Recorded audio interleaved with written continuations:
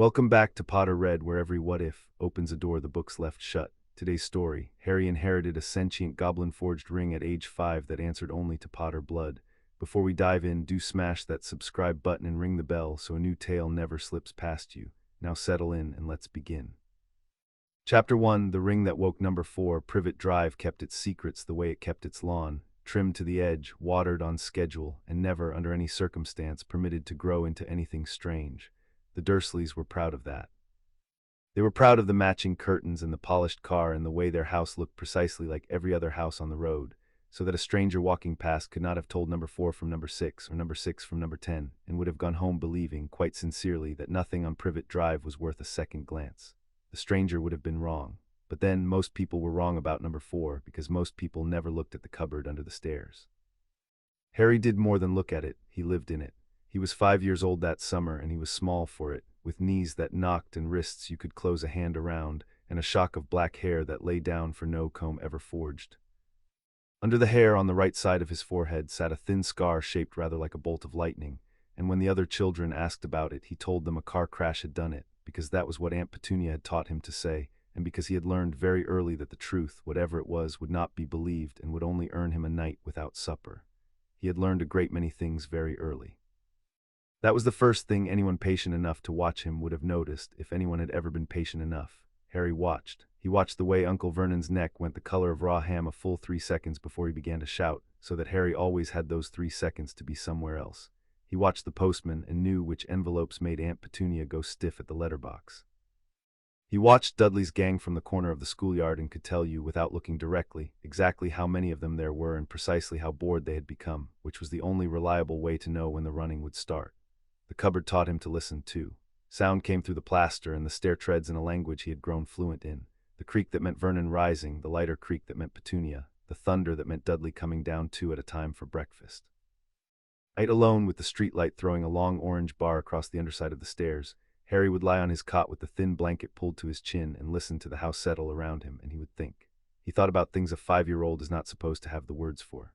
Why the neighbors' children had mothers and he did not. Why the photographs in the sitting room held Vernon and Petunia and Dudley and no one else, like a family assembled from a catalogue with one page torn out. Why, when he was frightened or angry, the light bulb sometimes buzzed and the water in his cup sometimes shivered, and why nobody would ever talk about it. He did not have answers. He had questions sorted and kept the way another child might keep marbles. And he had the certainty, which he could not have explained and did not try to, that the answers existed somewhere, and that one day he would be old enough or clever enough or lucky enough to go and find them.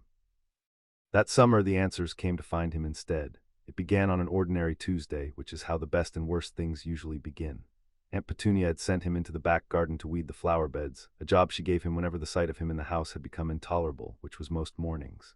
The sun was already hard and white over the fences, and the roses stood in their ranks, and Harry knelt on the warm paving with the little fork Petunia allowed him and began to pull. He liked the garden secretly.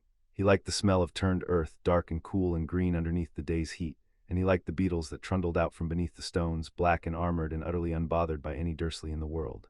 He worked along the border by the back fence, past the place where Dudley had buried a plastic soldier 2 summers ago and forgotten it, past the drain pipe, to the far corner where the earth was always a little damp because the sun never reached it.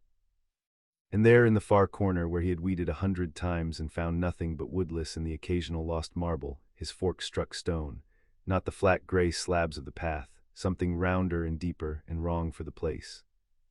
He scraped the soil back with his fingers, and there it was, a stone the size of 2 fists together, dark as a river pebble but heavier looking than any pebble had a right to be, sitting in the earth the way soil grows up around a thing left in one place for a long, long time. It was not there yesterday, he was quite sure of that. He weeded this corner every week, and he would have remembered a thing like this. He looked at it for a while without touching it. That was his habit with anything new. He noted that no root had grown across it, that no worm had left its cast on it, that the damp of the soil stopped to clean fingers width away from its surface, so that the stone sat in a little dry hollow of its own making. He noted that the morning was very quiet all of a sudden, the way it goes quiet when a cloud crosses the sun, except there was no cloud and the sun stood exactly where it had. Then he put out one finger and touched it. The stone was warm. Not sun warm, which fades the moment a shadow falls. Warm the way a living thing is warm, a slow deep heat that came up through his fingertip and into his hand and stopped politely at his wrist, a warmth given permission to come exactly that far and no farther.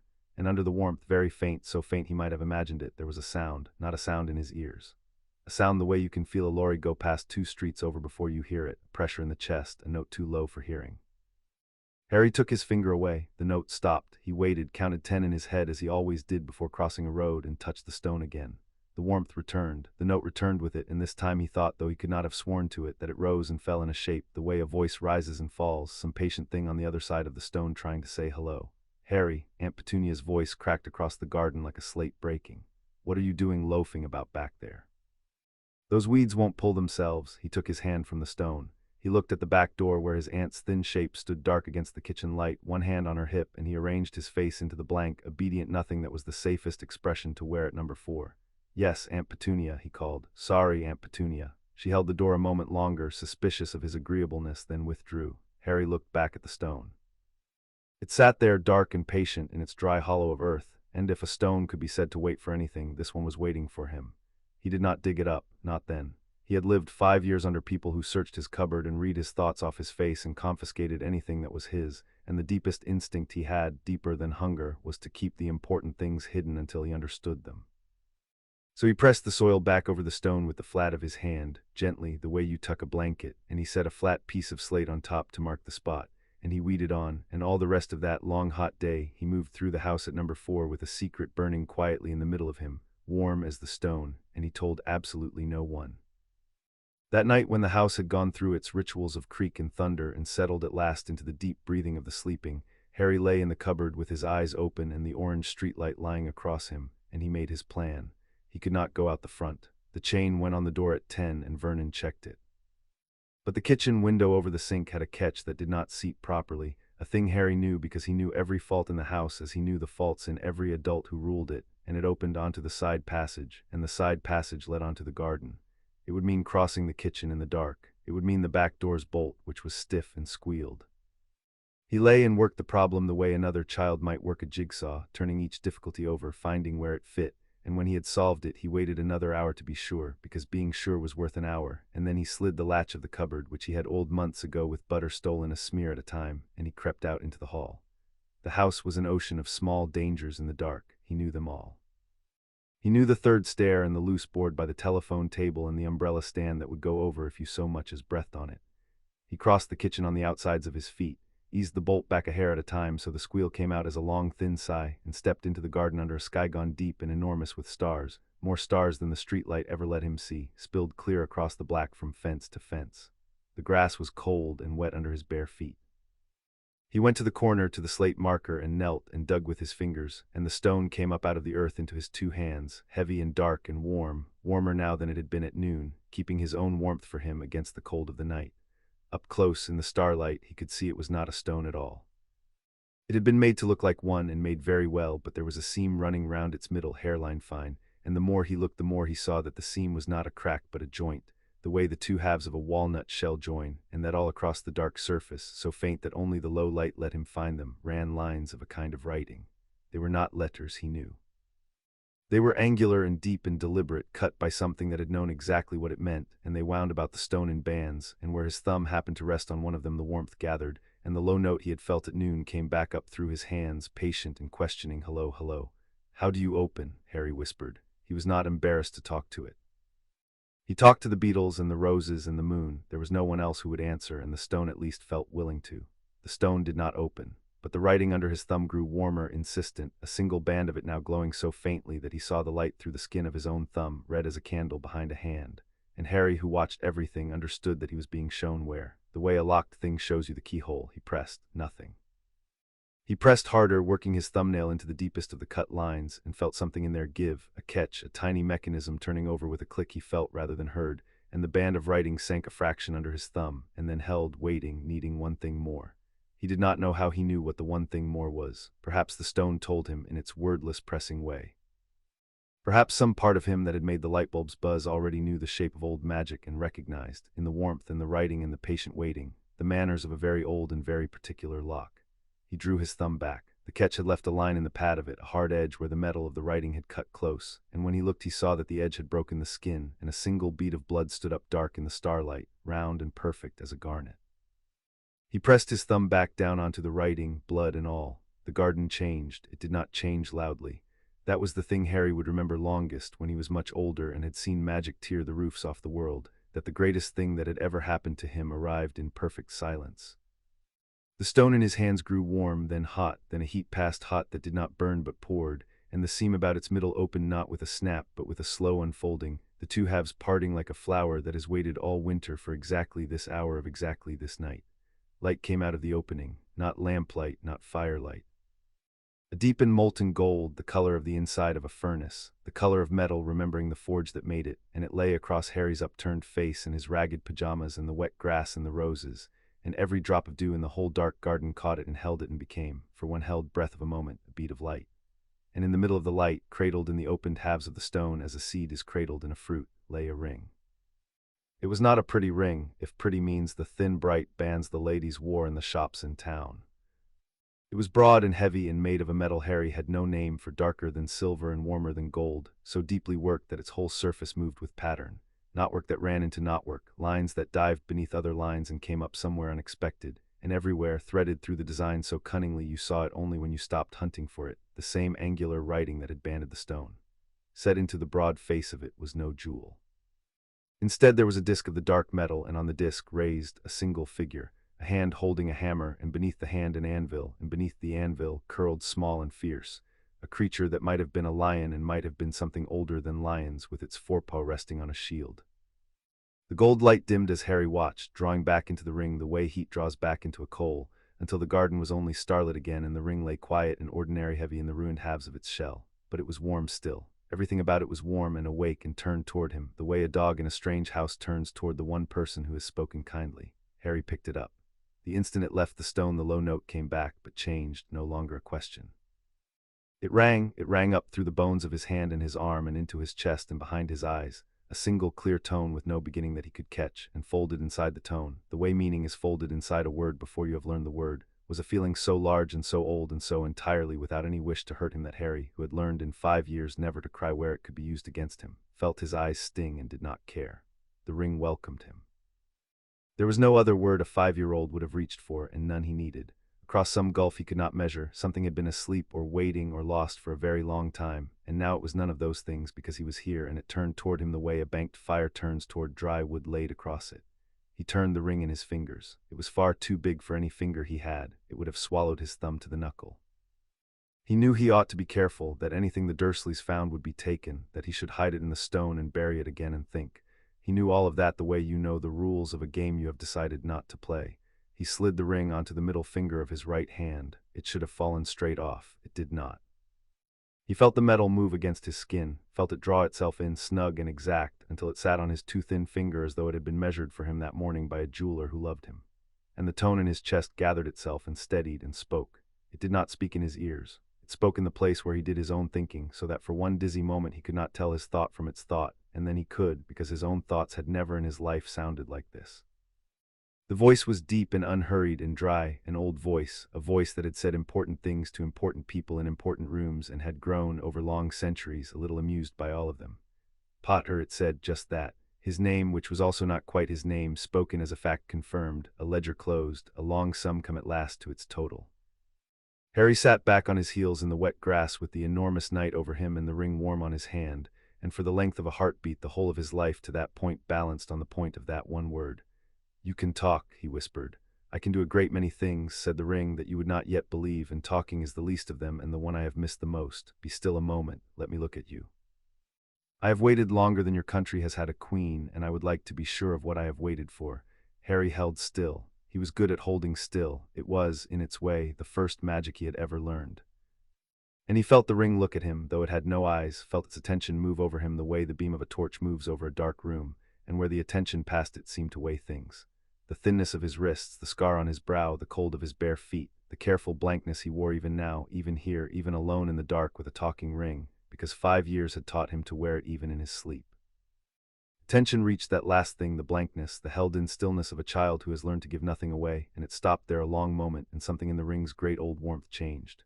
Cooled is the wrong word, gathered. The way a kind person's face gathers when they have understood something about you that you did not mean to show them. So it said more quietly, "That is how they have kept you." "Kept me," said Harry. "Never mind." The warmth came back, deliberate, folding around him. "Not.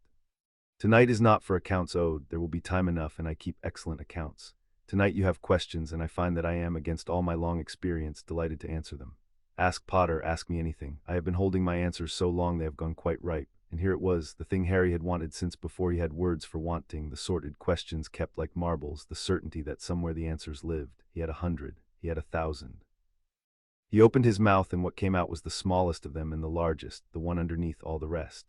What am I? The ring was quiet for a moment. When it answered, the dryness had gone out of the voice, and what was left was something Harry had not heard directed at himself in the whole of his memory, something grave and gentle and entirely serious, the tone a person uses for a truth they consider it an honor to be the one to tell. You are the last living son of the House of Potter, it said. Your father was James, and his father was Fleamont, and behind them stand a line of witches and wizards 9 centuries deep, back and back to Linfred of Stinchcombe, whom the common folk of his day called the Potterer, a man who could no more help brewing remedies than a spring can help giving water. You are a wizard, Harry Potter. Magic is not a thing that happens near you by accident.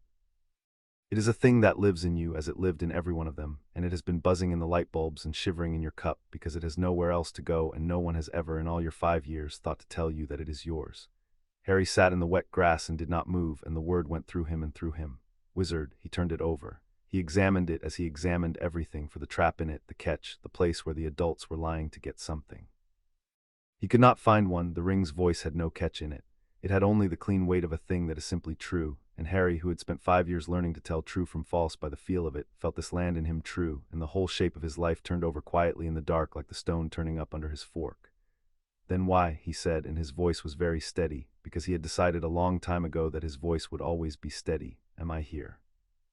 Why am I in the cupboard if I'm all that? Why doesn't anybody come? Because those who should have come are dead, said the ring, and it did not soften this, because it had already taken Harry's measure and judged rightly that he would rather have the truth whole than have it cut up small to make it easier to swallow.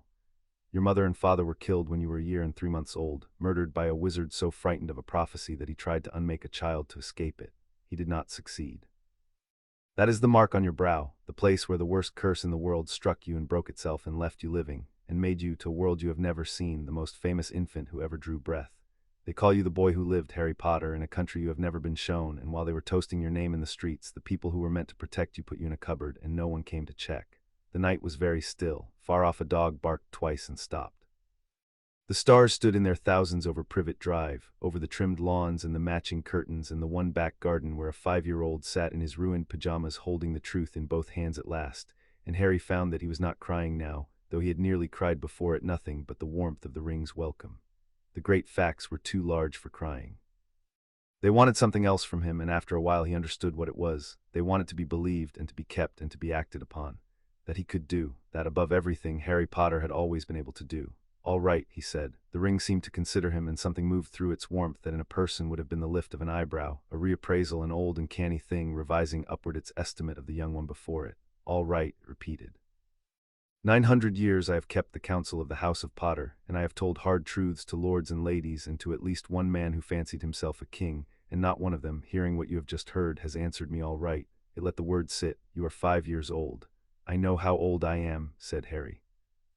I begin to think you know a great deal, said the ring, more than any child should have been forced to learn, and I intend to find out precisely who taught it to you and to have some words with them in time in the proper place before the proper people. But that is an account for later. The dryness came back into it, warm now, companionable, the voice of someone settling in beside you for a long night's talk. I have not told you the most important thing. What's the most important thing? That you are not alone anymore, said the ring.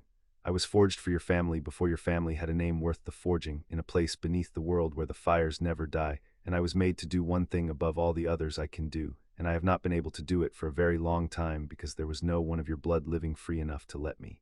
I was made to keep a Potter.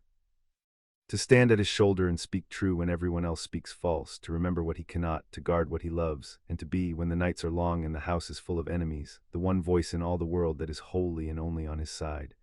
That is what I am, Harry Potter, not a jewel, not a treasure, a keeping your keeping. And I have found you at last in a garden in the dark, with soil under your nails and stars over your head, and I would not, for all the gold in every vault I have ever guarded, be anywhere else in the world tonight. Harry looked down at the ring on his thin finger, dark and deep and warm, its work surface catching the starlight in 100 hidden lines, and the thing that rose up in him then was so large and so unfamiliar that his whole chest could barely hold the shape of it. It had no name he owned yet. It was the pure uncomplicated wonder of a child who has been told, at the very bottom of a long dark, that the light was real all along and had only been waiting for him to dig. "What do I call you?" he asked. The ring considered this too, and Harry had the sense, growing surer by the minute, that it enjoyed being asked things, that it had missed being asked things the way a person misses a taste. "I have had many names," it said. "The smith who made me carved one into my heart and a tongue your mouth is not shaped for. The lords of your line called me by titles which bored us both." It let the pause stretch dry, amused. "But I think, since you are the one who woke me, and since you asked, that you had better be the one to choose. Choose well. I shall be wearing it a long time." Harry thought. He was good at thinking. He looked at the figure on the ring's face, the hand and the hammer and the anvil and the fierce curled creature beneath, and he looked at the deep dark warmth of the metal, and he remembered the way the tone had rung up through him and told him, before any word, that he was wanted. And because he was 5, and because the best names are always the simplest, he did not reach for anything grand. "You kept coming back," he said. "When I touched the stone, you kept saying hello. Like you've been waiting to say it for ages and ages." He turned the ring gently on his finger. "I'll call you Warden because you're my keeping, and a warden keeps things." Something went through the ring then that Harry felt in his own chest, a deep resonant approval, the note it had rung when it first left the stone, but fuller now, and settled and complete, the sound of a thing being given at last the name it had been shaped for and had never had. "Warden," it said, trying the word, tasting it, and Harry could hear that it was pleased in the particular way that old and dignified things are pleased when a child has managed, without knowing how, to be exactly right. "Warden, yes, that will do very well. Better than the smith's name, though you must never tell him I said so. He is proud, and he has been dead 800 years, and both facts make him difficult." Then gentler, "Warden, it is Harry Potter, now. It is cold, and your feet are bare, and there is a stiff bolt and a squealing door between you and your bed, and you will need your wits for both. Bury the shell where you found it, leave nothing for the woman to find, and keep me on your hand where they cannot take me, for I promise you this before anything else I promise. No one at number 4, Privet Drive, is ever going to take anything from you again." Harry buried the empty stone. He set the slate back over it. And he went in across the cold, wet grass with the warden warm on his finger and the whole enormous night at his back. And he was, for the first time that anyone who loved him would have recognized, not a servant creeping through a house that hated him, but a son of a 900-year house going quietly home to think. He crossed the kitchen on the outsides of his feet. He reached for the bolt, the stiff one, the one that squealed, the one that could wake Vernon and end everything before it had begun.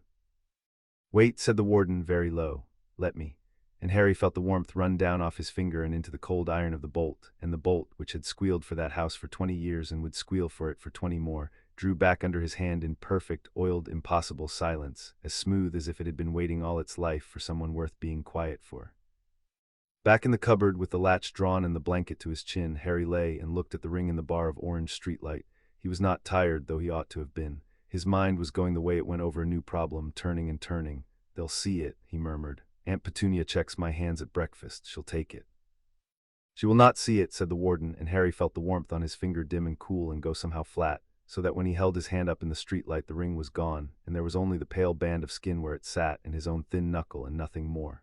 "I am a keeping, and part of keeping is not being kept from. To those who wish you ill I am a trick of the light and a shadow between the fingers. Your aunt will look straight at me and find her mind sliding off to the shopping. It is very old magic and very quiet, and it has never once failed a Potter it liked." Harry lowered his hand. The ring warmed back into being on his finger, dark and worked and solid only for him. He turned it once, gently, the way you touch a thing to be sure it is still there. "And you'll teach me," he said, "about all of it, the magic, my mum and dad, everything." "Everything I know," said the warden, "which is not everything there is, but is a great deal more than anyone has troubled to teach you so far, and it will take us years, and we have them. But not tonight. It is very late, and you are 5, and there is a rule older than any I keep, which is that clever children who mean to do great things must first do the unremarkable thing of sleeping." The warmth gathered, close and steady, a hand at the back of a tired head. "Sleep, Harry Potter, I will keep the watch."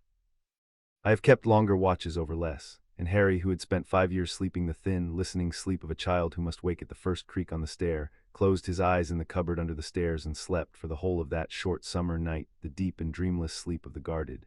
He woke to Aunt Petunia rapping on the cupboard door. "Up, up, I want you on the bacon before it burns." The kitchen at number 4 in the morning was a place of hazards, and Harry moved through them by long habit. The hot fat, the temper, the particular danger of being in the wrong spot when Dudley came thundering down. He stood at the stove turning bacon, the fat spitting and stinging at his wrists, while Aunt Petunia buttered toast and Uncle Vernon read his paper with the deep frown of a man determined to be displeased by something before 9 o'clock. And on Harry's finger, unseen by any of them, the warden lay quiet and watching. "They are not evil," it observed in the private place behind his thinking, mildly, the way one remarks on weather. "That is the tiresome truth of them and the useful one. Your uncle is a frightened man dressed up as an angry one. He is frightened of anything he cannot sell, and you are entirely unsellable, and so he shouts. Your aunt is jealous of a sister 8 years dead. There is no monster here, Harry.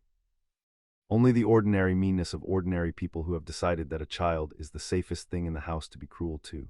Remember that, monsters you fight, people you outlast. Harry said nothing because there was nothing to say aloud, but he turned the bacon and he understood, and the understanding sat in him differently than 5 years of silent endurance had sat, lighter because now it had a witness.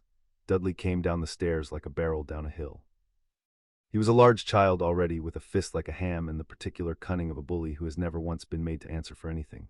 And he had a game he played most mornings, which was to come past Harry at the stove and drive an elbow or a knuckle into him where his parents would not see, so that Harry would flinch or drop something and be blamed. He came now, wide and grinning, and swung his fist in the low, sly arc Harry knew by heart, aimed at the soft place under the ribs. "Do nothing," said the warden. Watch. Harry did nothing. He stood still with the fork in his hand, and Dudley's fist came in fast and hard, and then a hand's breadth from Harry's side it simply stopped. Not caught, not blocked. There was nothing there to block it. It was only that the air where Harry stood had become, for that one instant, a place a fist could not travel, firm and smooth and utterly immovable, and Dudley's knuckles met it and skidded off it, and the whole barreling weight of him carried on where his fist could not, so that he stumbled past Harry into the corner of the counter and sat down hard on the kitchen floor with a shriek that rattled the windows. "Mum, he tripped me. Harry tripped me." "I didn't touch him," said Harry, and this, at least, was perfectly true, and he let it be true on his face, blank and mild, the safest expression in the house. There followed the usual noise, Petunia fussing over Dudley, Vernon's neck going the color of raw ham, a great deal about ingratitude and about the roof over his ungrateful head. Harry stood through it and turned the bacon so it would not burn, because burnt bacon was a real crime in that house, and a shove that had missed was not, and no one, in all the shouting, thought to look at his hand, where a ring they could not see lay warm and satisfied against his skin. Later, sent out to the garden again while the Dursleys had their proper breakfast without him, Harry sat on the back step in the morning sun with a heel of bread he had palmed from the toast rack, and he ate it slowly, and he looked at the ring. "You could have made him really fall," he said. "You could have knocked him over hard. I could have thrown him through the window and out over the fence and set the neighbor's dog on him," said the warden, and Harry had the sense that it was not entirely joking. "I have that in me and more, but that is not how you keep someone, Harry, not truly, not for the long life you are going to lead. Any fool with power can break a Dudley. It takes something rarer to stand in a hostile house and give your enemy exactly the harm he came to do you, which is none, and let him fall on his own weight and keep your face mild and burn no bacon." The warmth turned, considering. "You will meet people far worse than that child in far grander houses, who will come at you with far worse than a fist. And on that day I will want you to already know in your bones that the first and best of all my protections is that you are never, ever going to be alone in the room again." Harry ate his bread. Over the fences the ordinary morning went on, lawnmowers and a radio and a bird arguing with another bird, and none of it knew that anything in the world had changed. But something had. Everything had. He turned the ring on his finger and he asked the question that had been sitting under all the others since the night before, the practical one, the one a clever child asks when the first dazzle has settled and the planning begins. "My mum and dad," he said. "You said there was an inheritance, a lost one. You said you were the key to it." "I said I would be the one voice on your side," said the warden, "and I meant it, and here is the first hard thing that voice must tell you." The warmth grew grave. "What was your family's has not sat idle these 5 years. There are goblins in a bank under London who have kept faith with your name for 9 centuries, and who do not yet know that I have woken. There are wizards above them who believe you are a helpless, famous infant to be arranged and managed and spent. And there is a keeping older and deeper than myself, sealed under stone, that answers to Potter blood and to nothing else in the world, and it has been waiting for a Potter to come and claim it far longer than it has been waiting for you." Harry looked down the ordinary garden past the roses to the far damp corner where a broken stone lay buried, and he was quiet and he was thinking, and the thinking had the shape now not of a locked door but of an open one. "Then we should go and get it," he said. "Yes," said the warden, and there was in the single word a satisfaction 900 years deep, the sound of an old and patient purpose meeting at last will equal to it. "We should, and we will. But not the way a child runs off down the road, Harry Potter, for the road is watched, and the watchers are cleverer than your uncle, and some of them love you and some of them do not, and it will take both of us to tell which is which. First we prepare, first you learn.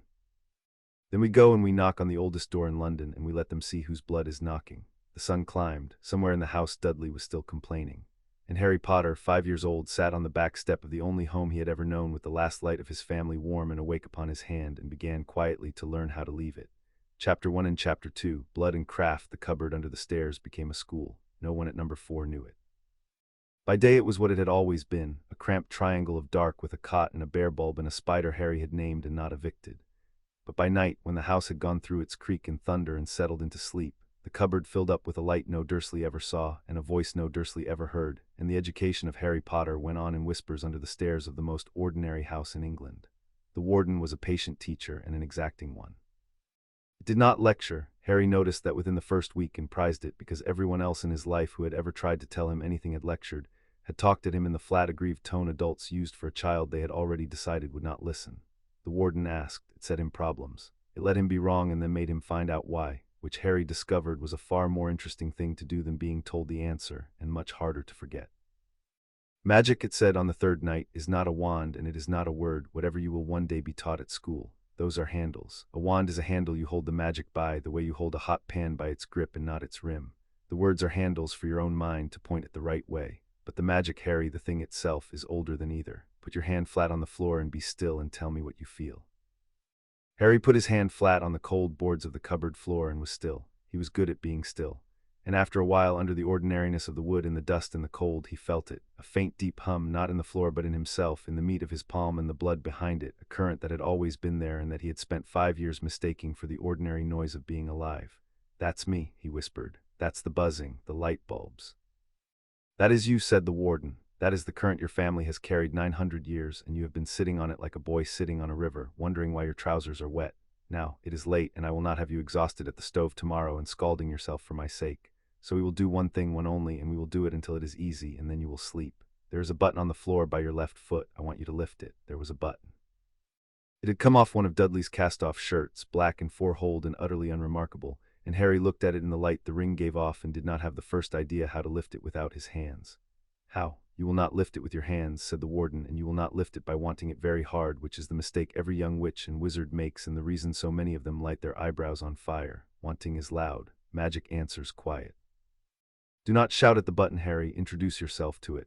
Reach down into that current you have just found, take up a thread of it, and lay the thread under the button the way you would slide your hand under a sleeping cat you did not wish to wake. Then simply stand on the inside where I cannot show you and can only tell you. Lift the way you would lift with your whole self and no part of your body. It made no sense, and then it made perfect sense, and the difference between the two came without warning, the way the shape of the ring's writing had come.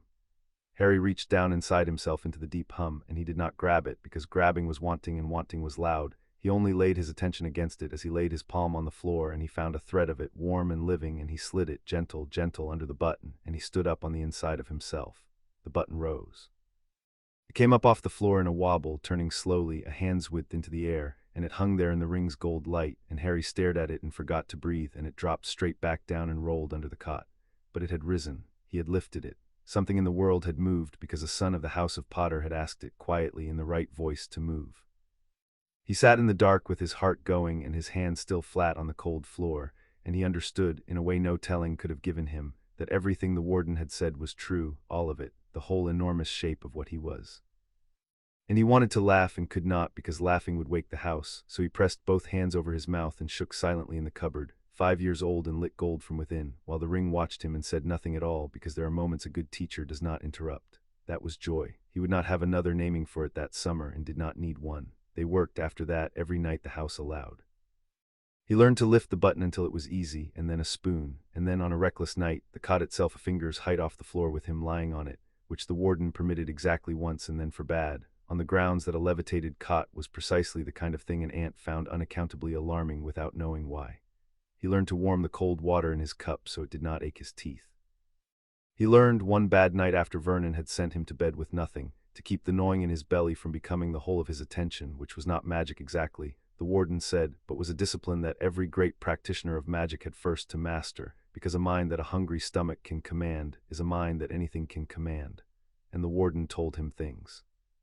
Between the lessons, in the long, quiet hours, it opened up for him the history he had been kept from, and it did not do it the way a book does, in dates and lists. It did it the way an old traveler tells the road, and Harry, curled on his cot in the dark, went where it took him. It took him 900 years back, to green and muddy England of wattle and thatch, and to a man named Linford of Stinchcombe, who was so gifted at brewing cures and so eccentric in his kindness that his neighbors, half in mockery and half in love, called him the Potterer. and the name stuck to his sons and became Potter and ran down the centuries gathering witches and wizards and duelists and healers and one or two splendid disasters, all of them stubborn, all of them clever, all of them. The warden said with something that in a person would have been fondness, entirely too fond of doing things their own way. It took him to a Potter of the old time who had done a service to a people not his own, a service of blood and standing and risk, and had been repaid in a coin more precious to those people than any gold, and Harry, hearing this, sat up in the dark. "The goblins," he said. "You mean the goblins." "I mean the goblins," said the warden, "and here you must set aside everything the men above ground will one day tell you about them, because nearly all of it is the lie a debtor tells about the one he owes." The warmth turned, and in it now was something formal, something that stood up straighter, a matter the ring held sacred. "Listen, Harry. I am going to tell you what I am and where I was made, and you are going to understand, when I have finished, why the goblins under London are going to be so very astonished by you." And it told him of the deep forges. "Beneath the roots of the mountains," it said, "older than the bank the goblins keep in London, older than London, older than the wizards who think themselves the eldest thing in Britain, the goblin nation had cut its first and holiest halls. The deep forges where the fires were not lit but found, drawn up out of the living heat of the world itself, and bound into hearths that had never once, in all the ages, gone cold. There the great smiths worked, not as men work metal, hammering a dead thing into a shape they choose, but as gardeners work, coaxing out of ore and flame and their own bottomless patience a thing that wanted to become itself. Goblin work was not made, it was raised. A blade, a crown, a ring was grown in the deep heat over years, sung to, argued with, fed on the will and the craft and sometimes the very years of the smith who kept it, until it woke. And a thing that is woken in the deep forges is not a tool, it is a life. It has loyalty and memory and judgment, and it belongs, by the deepest law the goblins keep, not to the one who bought it, but to the one who was true. And you woke there," Harry whispered, "in the fires." "I woke there," said the warden, "in the reign of a goblin king whose name would fill your mouth like gravel, in the hands of a smith called Baragnuk, who was the finest of his age and the proudest, and who worked me for 11 years. The pride went out of the voice and something older came in, something that was not quite grief and was near it. He gave me 11 years of his life, Harry, not 11 years of his days. 11 years of his years, off the far end of them, poured into the deep heat and into me, so that he died younger than he would have and I woke older than I had any right to be, and that is the price of a true keeping, and no goblin who ever drew breath would call it too high. He raised me for a purpose at the asking of a Potter, and bound into my heart in the old tongue one single charge that outlasts every other thing I am. Do you know what it was?" Harry shook his head in the dark, though the ring could not see it, and then said, because it could hear, "No. To keep the last," said the warden, "not the greatest of your line, nor the richest, nor the one with the loudest name. The last, the one at the far end, the one alone, the one everyone else has stopped counting. Baragnuk grew me and Hardwin Potter charged me, and between them they reached 900 years down the length of a family they would never see the end of, and they made me for exactly one Potter out of all of them. The warmth came close and settled, sure as a heartbeat. They made me for you, Harry, not for James, who had a father and a wand and 100 friends and never in his life stood alone. For you, the last, the one in the cupboard. I have been in that garden a long time waiting, and I want you to understand that I was not waiting for a Potter. I was waiting for this one. The reason I could not wait for anyone else is that there was no one else I was for."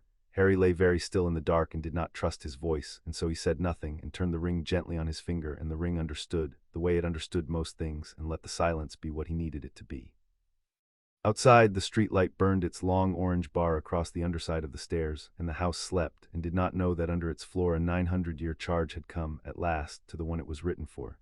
2 days later, Aunt Petunia dumped him on Mrs. Figg. She did it as she always did, with the air of a woman handling a parcel she suspected of leaking.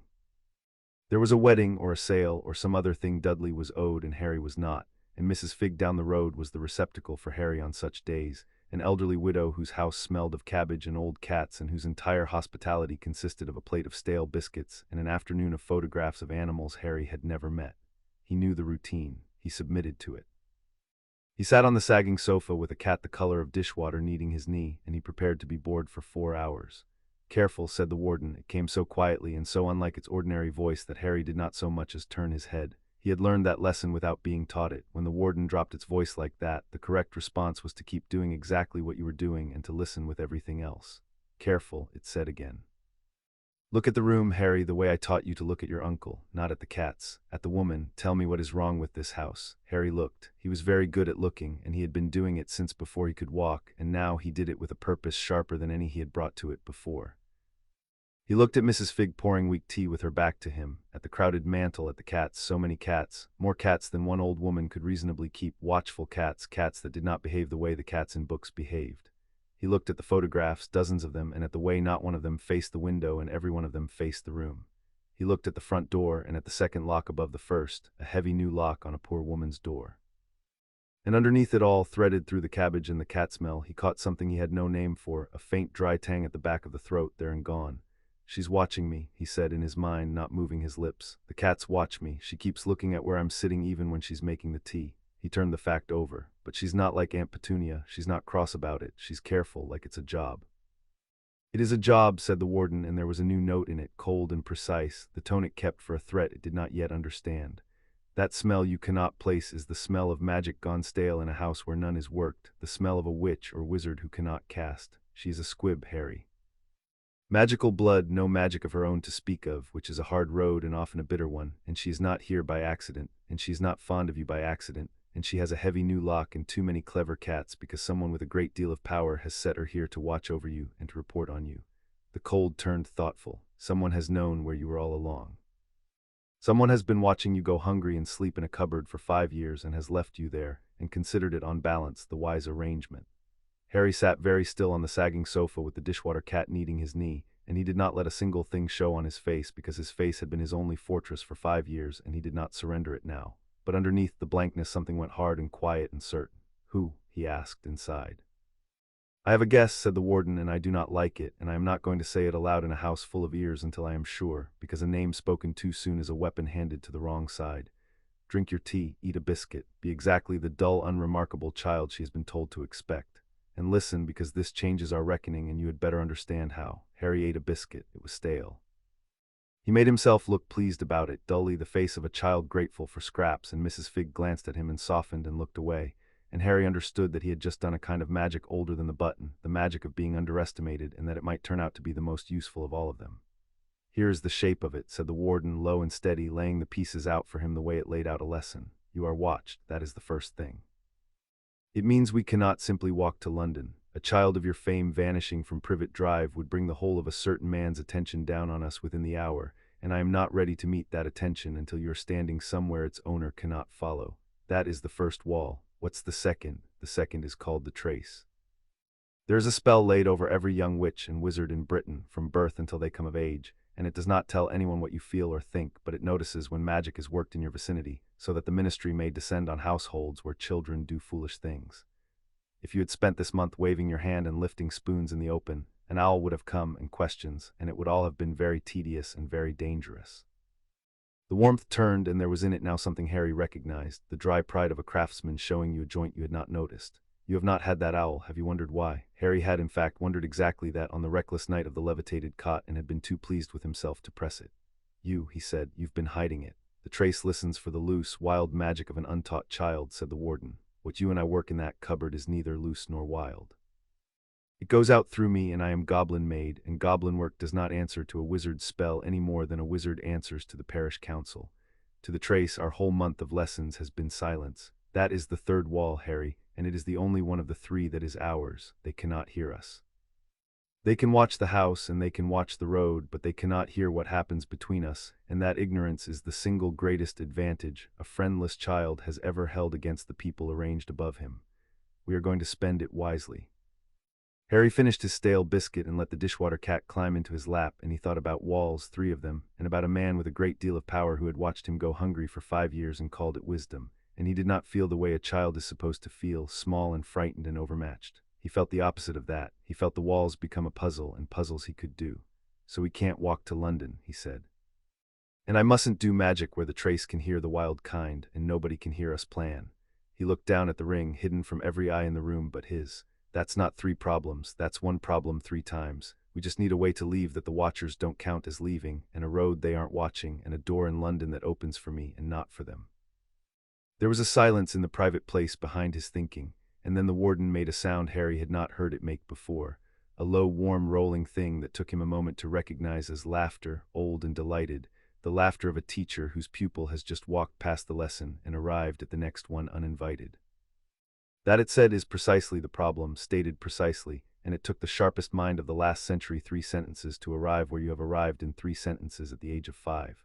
I am going to enjoy the coming years enormously. Now, there is a door in London that opens for you and not for them. There is only the matter of reaching it, and there is one more thing you must know before we plan the road, because it is already happening and it will not wait for us. What's already happening? They have felt me wake, far under London, where the tunnels of Gringotts ran down past the reach of any wizard's map, down past the dragon deeps and the oldest vaults into the roots of the rock. An old goblin stopped walking and put out one long-fingered hand and laid it flat against the wall of the tunnel and went very still. His name was Durnock, and he was old even as goblins reckon age, old enough that the younger clerks in the counting halls above thought him half a legend and the other half a nuisance, and he had spent the better part of 4 centuries as a keeper of the deep ledgers, the accounts that did not concern gold at all but concerned older debts, older keepings, older law. He had felt something. He was quite sure he had felt something, and he was quite sure that no one 200 feet above him had felt it, because what he had felt did not travel through air.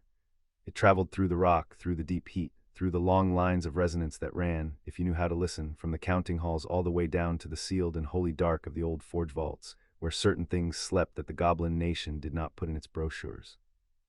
Durnock listened with his hand on the stone, and the resonance came again, faint and clear and unmistakable to one who had spent 400 years learning the note of a true keeping, waking far away above ground in the hands of one it had chosen. He took his hand from the wall. His face, which the wizards above would have called ugly and which his own people called shrewd, did a number of complicated things in a very short space, and settled at last on an expression that had not visited it in a long time. The expression of a very old, very careful accountant who has just discovered that a ledger he believed closed for a generation has, all on its own in the dark, begun once more to be owed. "Well," said Durnock to the empty tunnel in the language of the deep places, which has no soft words in it and did not need one now. "So the old iron has found its heir, and it is small, and it is far, and it is alone." He set off up the tunnel at a pace that made his knees complain, because there were goblins who would need to be told, and goblins who would need to be prevented from being told, and a great deal of very old law to be got down off its shelf and dusted. "Then we had better," he said to no one, to the rock, to the note still ringing faint behind him in the deep, "make very certain that it stays alive long enough to reach us." That night, with the latch drawn and the house asleep and the whole of number 4 sealed around him in the dark, Harry lay on his cot and asked the question he had carried home from Mrs. Figgs like a stone in his shoe. "Now you can say it," he whispered. "The name who put me here. Who set the old lady to watch me and left me in the cupboard and called it wise." The warden was quiet a moment. When it answered, it did the thing Harry had come to trust it for above all its other powers. It told him the whole truth, and it told it fair, without shaving the edges to make Harry hate the man or love him, because the warden had a low opinion of any counsel that decided your feelings for you before you had the facts. "His name is Albus Dumbledore," it said, "and I will not let you think of him as a villain, because he is not one, and a boy who mistakes a careful man for a wicked one will be eaten alive by the difference. He is very likely the most powerful wizard alive. He defeated a dark lord your grandparents feared to name, and he sits at the head of your world school and its high council both, and he is old and clever and kind in the abstract, and he loves, I do believe, the idea of you very much." The warmth cooled, precise, weighing. "When your parents died, he did a thing that was not nothing, Harry, and you must hold it against the rest of the account honestly. Your mother died to save you, and her death left a protection in your blood, an old and deep magic, and Dumbledore anchored that protection to this house, to your aunt, her sister's blood, so that while you can call this place home, no follower of that dark lord can touch you here. That is real. That is why the garden and the walls of number 4 have kept you safe from things far worse than your uncle. He built you a fortress out of your mother's love, and it has held." Harry lay still and turned the ring on his finger and said nothing, and waited, because he could hear that the account was not finished. "And then," said the warden, and now the cold came fully into it, the clean cold of a true reckoning, he handed the fortress its keys and walked away, and did not once in 5 years look closely enough to see that the guards he trusted the child to were starving it. "He is a man who thinks in decades and in nations, Harry, and there is a kind of greatness in that and a kind of blindness that comes stapled to it, because a man who is always saving the world tends not to notice the one child freezing in the cupboard of it. He decided you were safe, and being safe you were solved, and being solved you could be set down and not thought of until you were needed. He is not cruel. He is worse than cruel in the particular way that matters to you. He is certain. He is certain he knows best what your life is for, and certain men do the coldest things in the warmest voices, and you are going to spend a great deal of your life stepping carefully around the plans that certainty makes for you." "What does he think I'm for?" Harry asked. "I do not know yet," said the warden. "But he set a watcher on a 1-year-old and kept her there for 5 years, and men do not guard what they do not intend to spend." Whatever you are for in his reckoning, he means you to still be there and shaped right on the day he reaches for you. And that, Harry, is the last and best reason we are going to walk out of here on our own terms and reach the goblins before he reaches you, not to run from him. You will meet him one day, and when you do, I want you meeting him as someone. As a potter who knows his own name and his own rights and has old friends of his own under London, and not as a parcel he can pick up off a shelf. We are not fleeing a wicked man, we are declining to be inventory. Harry lay in the dark and let all of it settle, the fortress and the starving of it, the certainty, the shelf, and he found at the bottom of it not the hot, loose feeling he might have expected, but something cooler and far more useful, a resolve with a plan-shaped hole in the middle of it, waiting to be filled. Then fill it, he said. How do we reach them? You said there's a door in London that opens for me. How do we get to it without the watchers counting it and the trace hearing it and Dumbledore reaching us first? We do not walk to the door, said the warden, and the dryness came back, warm now, the sound of a plan being unrolled across a table. The door is too far and the road too watched. Instead, we make the door come partway to us. Listen and understand the law of it, because the law is the whole of the trick. When a true keeping wakes and chooses its heir, the ring went on, the goblins who forged its kind are bound, by an oath older than their bank and dearer to them than its gold, to answer it. Not to serve the heir. Never think that. A goblin serves no wizard and you will earn nothing but their contempt if you expect it, but to answer. To come when awoken keeping calls and see the truth of the choosing with their own eyes and render the heir his rights under the deep law. Durnock, whom you have not met and will like more than you expect, felt me wake through the rock 2 days ago. He knows I have chosen. What he does not yet have is a call he is permitted to answer, a formal summons in the old form sent from ground where the answering is lawful. And it isn't lawful here, said Harry, already ahead of it. Because of the fortress, the blood wards. Because of the fortress, the warden agreed, and Harry heard the pride flicker in it and set it aside for later. Dumbledore's protection is a wall that keeps the Dark Lord's people out, and it is not clever enough to tell a goblin of the deep ledgers from a killer. It simply refuses the lot of them. While you stand inside these wards, I cannot send the call, and no goblin could answer it if I did. But the wards are not the whole world, Harry. They end. They run to the edge of your aunt's blood claim on this ground and no further, and beyond that line, on the ordinary pavement of an ordinary street, the old law runs free again. Get me 100 yards past the ward line out to open ground unwatched, for the length of time it takes to speak 9 words in a tongue no cat in that house would recognize, and I will send a call down through the Rock of England that Durnock has been waiting 400 years to hear, and then we will not go to the door. The door will come to us. Harry lay and looked up at the dark underside of the stairs and worked it, all of it, the whole machine of the thing, as he had worked the kitchen window and the buttered latch. The ward line, the watcher and her cats, the window over the sink, the nights in which of them the house slept deepest. Dudley's birthday was coming. There would be a day soon when the Dursleys took Dudley out and the house emptied, and even Mrs. Figg's attention would bend toward whatever Petunia arranged, and in the gap of it a watched child might, for one unwatched hour, become an unwatched one. There's a day coming, he said, Dudley's birthday. They'll all go out. They always dump me somewhere, but there's an hour when they're arranging it, when nobody's really looking. He turned the ring. That's our hour. We get to the ward line in that hour, you send the call, and the door comes to us before anyone's counted me gone. The warden was silent, and Harry had learned to read its silences, and this one had a particular quality he had come to prize, the silence of an old and formidable thing revising its plans to fit a better one it had not thought of. You are going to be difficult to protect, it said at last, and it did not say it as a complaint. You keep arriving at the good idea before I have finished building the safe one. He heard the warmth gather, close and certain, a hand at the back of a tired head. Yes, Harry, that is our hour. We will use it. But before you sleep, one more thing, and it is the hardest of the night, so hold it lightly and do not let it keep you from your rest. What? Awaking keeping does not ring only for its friends, said the warden, and the cold came back low and level, the tone it kept for what it did not yet fully see. When I woke in that garden, the note went out through the deep, and Durnock heard it and loved what he heard, but he is not the only ear pressed to the rock of this world, Harry. There are collectors of old goblin work above ground, wizards who covet awoken keeping the way a lesser man covets a jewel, and would give a very great deal to own one and understand nothing of what owning would mean. Most of them will have heard nothing. The note is faint and the listeners are few, but some may have felt a rumor of it, and a rumor of awoken potter keeping, loose and unclaimed and in the hands of a child, is the most valuable rumor to cross the deep in 100 years. The warmth returned, deliberate, folding around him. I tell you this not to frighten you out of your sleep, but so that when the danger comes, and it will come, you will already have known its shape and be ahead of it, the way you are ahead of everything. We are not the only ones who now know you are awake, so we move first, and we move clever, and we reach the ones who will keep faith before the ones who would keep you. Harry lay in the dark and held it lightly, the way he'd been asked, and found that it did not frighten him out of his rest at all. It did the opposite. It gave the coming days an edge and a shape, a countdown running quietly under the ordinary mornings, the bacon and the shouting and the stale biscuits, all of it now only the surface of a thing gathering underneath. Somewhere far below London, an old goblin was dusting off a law. Somewhere, perhaps, a collector was pressing his ear to the rock. And here, in a cupboard under the stairs, a son of a 900-year house lay awake with a ring warm on his hand and a plan cooling into certainty, counting the days to Dudley's birthday and to the ward line and to 9 words in a tongue no cat could name. The nights between then and the birthday the warden did not waste.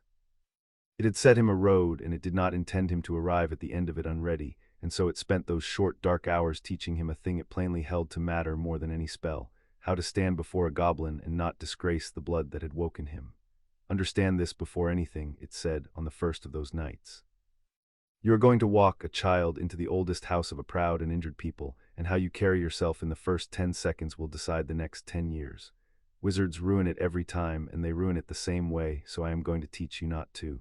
When a goblin looks at you, he is not looking for warmth. He does not want your smile, and he does not want your thanks, and he most certainly does not want your pity, which is the thing your kind hands them like a coin to a beggar and cannot understand why it is flung back. He is looking for one thing only. He is looking to see whether you keep your word and know your worth. Give him those, and he will deal with you across 1,000 years. Give him charm, and he will count your teeth and wonder which of them to have. So I mustn't be nice, said Harry, working it. You must be true, said the warden, which is a colder thing and a far better one. Say less than you know and never less than you mean. If you promise, promise small and pay large. If you are asked a thing you cannot answer, say so plainly. For a goblin forgives ignorance and never forgives a lie, and he can smell one the way your aunt smells a scorched pan. Do not thank them for their courtesy. Among goblins, courtesy is a contract kept, not a gift given, and thanking a goblin for keeping a contract tells him you expected him to break it.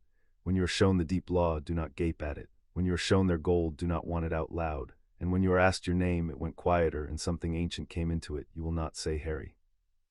You will say Harry of the House of Potter, and you will say it the way a door says it is a door, with no apology in it anywhere, because the whole of your standing under their law hangs on that one sentence, and a goblin who hears a Potter say his own name like an apology will decide correctly that the ring has chosen a coward. Harry lay in the dark and turned each rule over as he turned the button, testing its weight, finding where it fit. He did not find the goblins frightening in the telling. He found them in an odd way he could not have explained, restful. Here at last was a people who would not pretend to love him and then let him starve, who would not smile in the warm voice while doing the cold thing. A people who meant exactly what they said and expected the same and kept their accounts in the open. He had spent 5 years among adults who lied with their faces. The idea of walking into a house where the currency was truth settled into him like a stone finding the bottom of a well. Say it again, he whispered. The name, say how it goes. Harry of the House of Potter, said the warden, slow, letting him hear the shape of it, the placement of the pride, the flat, clean weight of a fact laid down where it cannot be argued. Harry of the House of Potter, Harry said into the dark and got it wrong, too soft, and heard it and did it again and again until the softness went out of it, and what was left was a 5-year-old in a cupboard saying his own name the way a door says it is a door. The warden made him do it 100 times over those nights, until it came without thinking, until it would come even with a goblin's black eyes on him and the oldest law in Britain waiting on his answer. Good night, warden, he whispered on the last of them. Good night, Harry Potter, said the ring, and kept the watch as it had promised, as it had been made 900 years ago to do, over the last of the line and the first who had ever named it.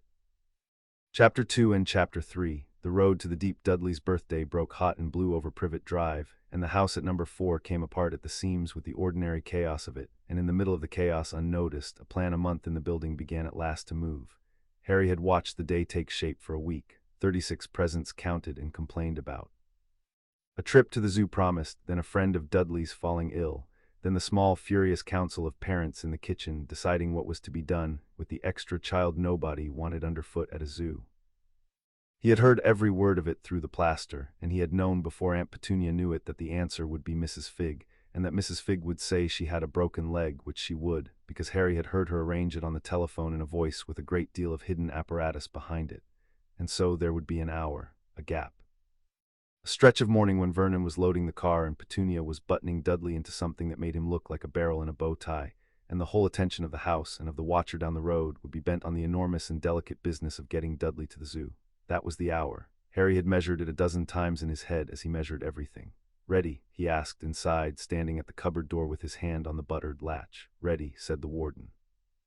Remember the shape of it. We are not running. We are 2 people leaving a place we have every right to leave, and if you carry yourself like a thief, the world will treat you like one, and if you carry yourself like a potter going about his business, half the world will forget to look at you at all.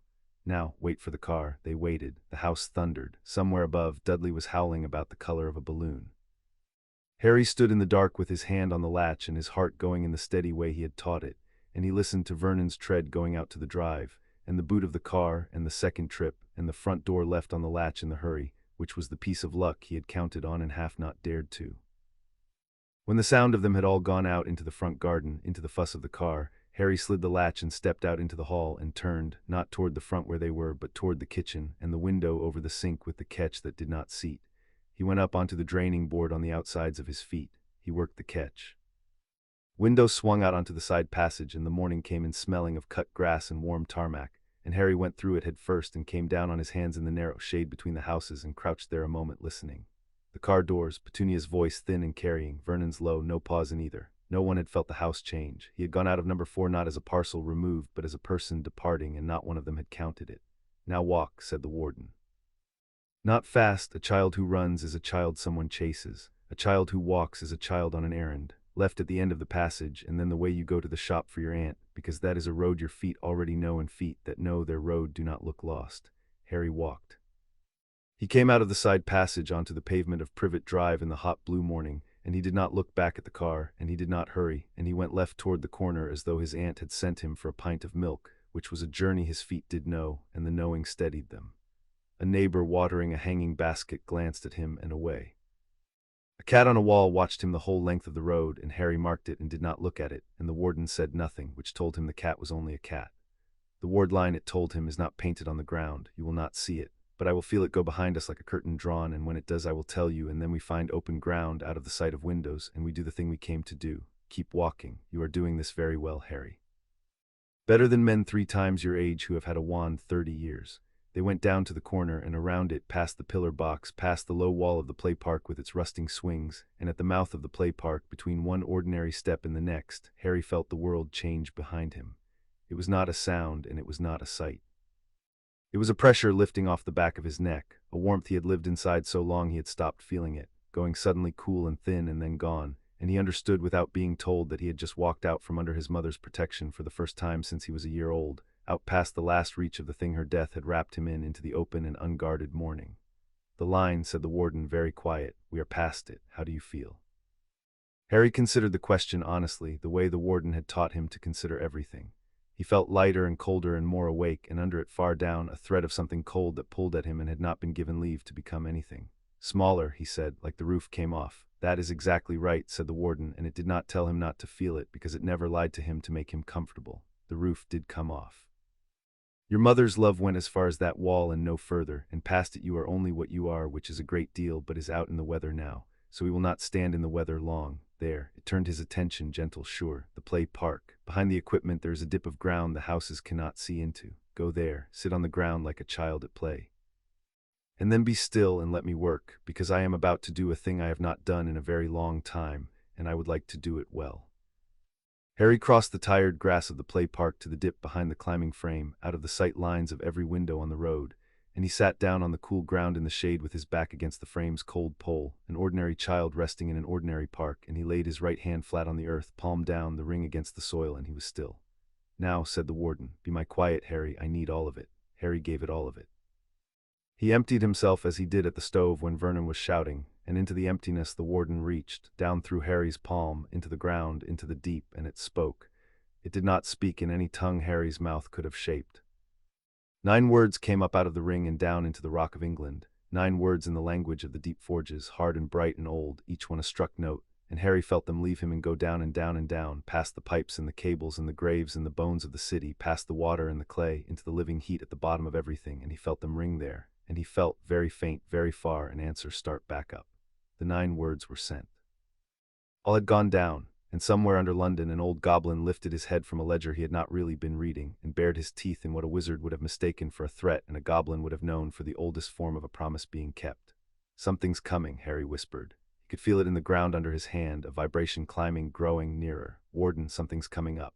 "Not something," said the warden, and there was a warmth in it now, an old anticipation.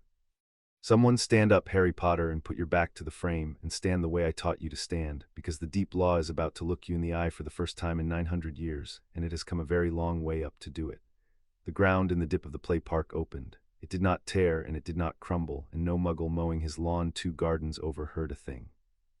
The earth simply parted along a seam that had not been there, the turf folding back on either side like the pages of a book laid open by a careful hand, and beneath it there was no soil and no pipe and no root but a stair. Black stone, worn shallow in the middle of each tread by feet that had gone down it before England had a name, descending into a dark that was not empty but full of a deep red glow far below, the color of the inside of the world. Warm air came up out of the opening, and it smelled of hot iron and old stone and something mineral and clean, and it lifted Harry's hair off his forehead and dried the sweat on his neck. Up the black stair, unhurried, came a goblin. He was not tall. He came barely to the height of Harry's chest, and he was built close and hard, with long, clever hands and a face all shrewd angles, a long nose and a longer jaw and eyes as black and quick as beetles. He wore no bank clerk's suit.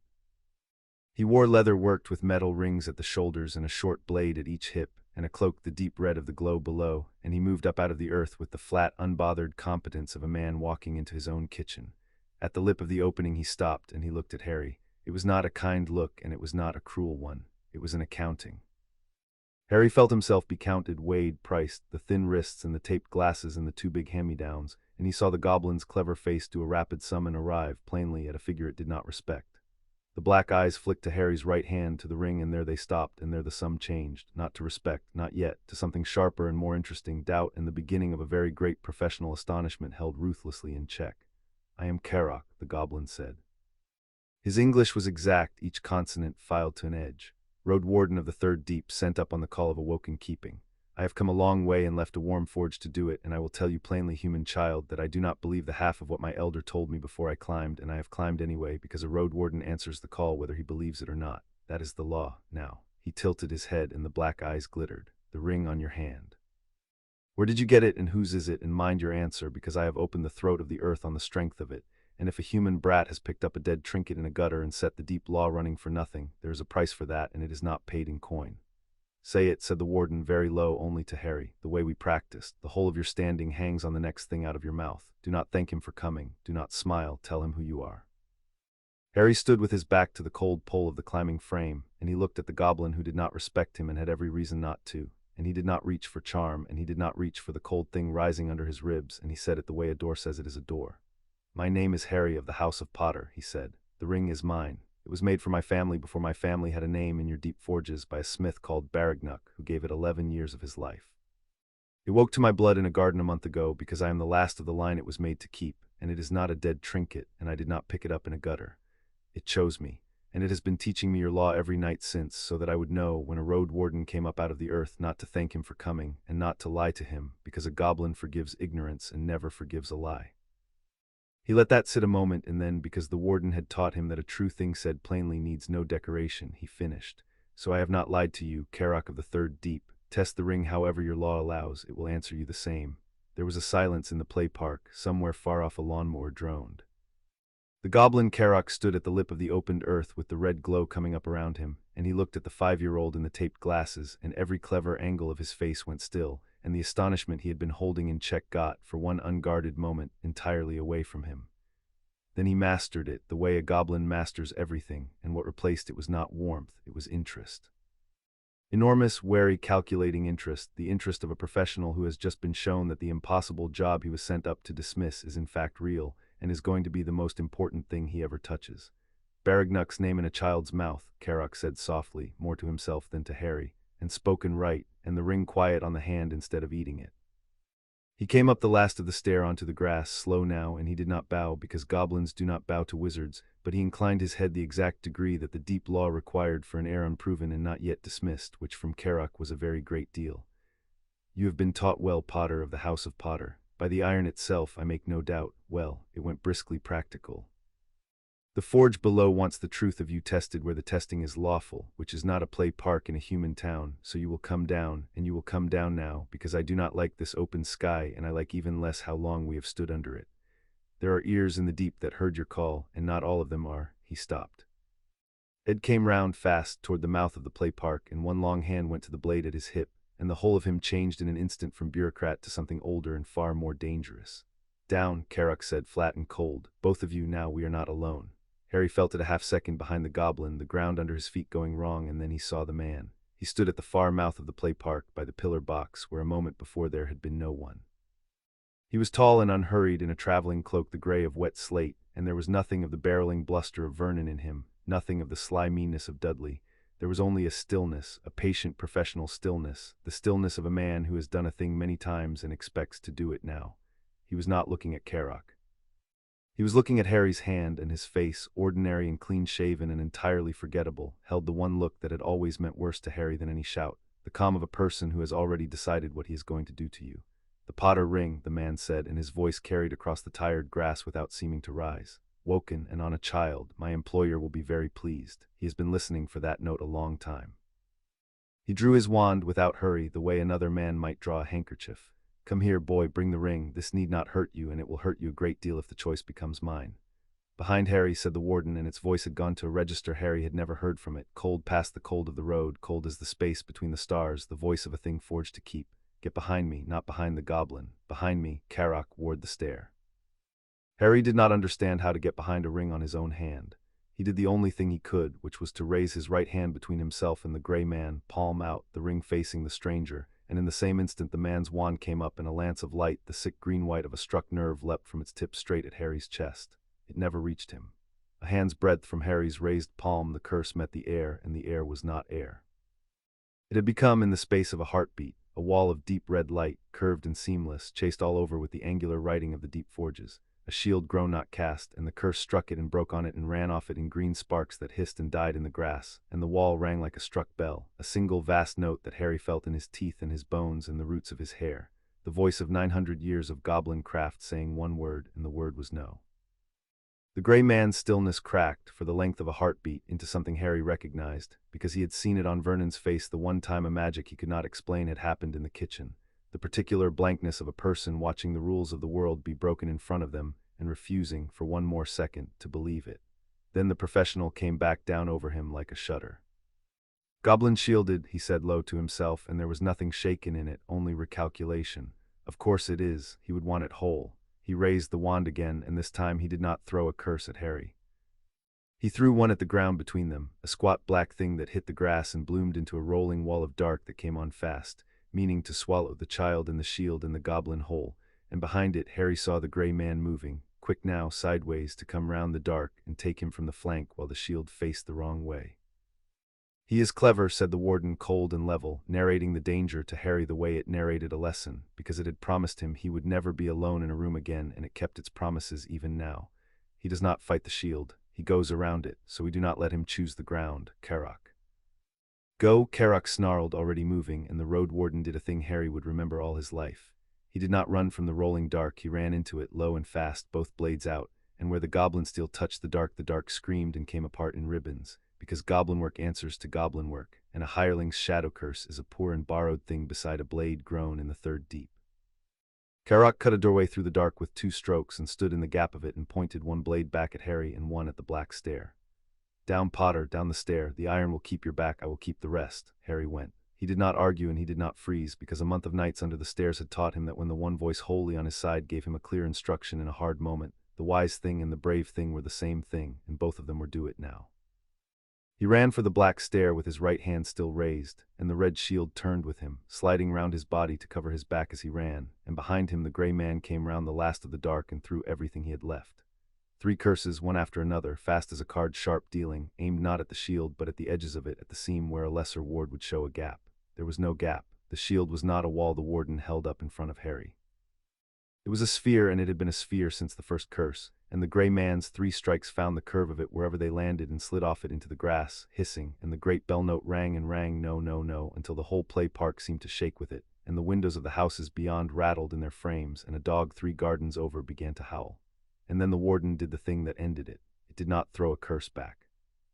It had told Harry weeks ago at a stove that any fool with power could break a man, and that it took something rarer to give an enemy exactly the harm he came to do and no more. Now Harry felt it gather, felt the red light of the sphere draw in tight and bright and hot, and felt it choose, with the cold precision of a thing that had judged men for 9 centuries, not to strike the gray man down but to strike his working out from under him. The bell note dropped an octave into a register Harry felt in the pit of him, and every curse the gray man had thrown, every ribbon of dark and lance of green still dying in the grass, was caught up in an instant and unmade, uncast, sent howling back down the invisible threads that joined a spell to the wand that made it. And the gray man's wand kicked in his hand and cracked from tip to grip with a sound like a green branch breaking, and he cried out once and clutched his arm to his chest. And the ordinary, forgettable calm of his face came apart at last into something raw. On the back of his wand hand, burned into the skin, dark and clean and permanent, was a mark, a hand holding a hammer, and beneath it an anvil, and beneath the anvil a creature curled about a shield. "You are seen," said the warden, and it said it not in Harry's mind but aloud out of the ring, in a voice of deep-struck bronze that rolled across the play park and stood every hair on Harry's arms on end. "Go back to the one who sent you and show him your hand. Tell him the Potter ring is woken and claimed and not for sale and not for taking, and that it has marked his servant so that it will know his house wherever his house dares to go. Tell him the deep law is roused, and tell him that the child he sent you to collect is under a keeping older than his line, and that if he reaches for the child again, the next thing the ring returns to him will not be his own curse." The gray man looked at his hand. He looked at Harry, whatever he had been sent to do and whatever he had been paid. Harry watched him weigh it against the mark burned into his flesh and the bronze voice still ringing in the air, and watched the sum come out against staying. He turned, cradling his broken hand, and he went, fast, out of the mouth of the play park and around the corner and gone, and the morning closed over the place where he had stood as though the world preferred to forget him. "Down the stair," said the warden, quiet again, only Harry's now. "Quickly, before the note we have just rung brings anything worse. You did well, you did not freeze, we will speak of it below."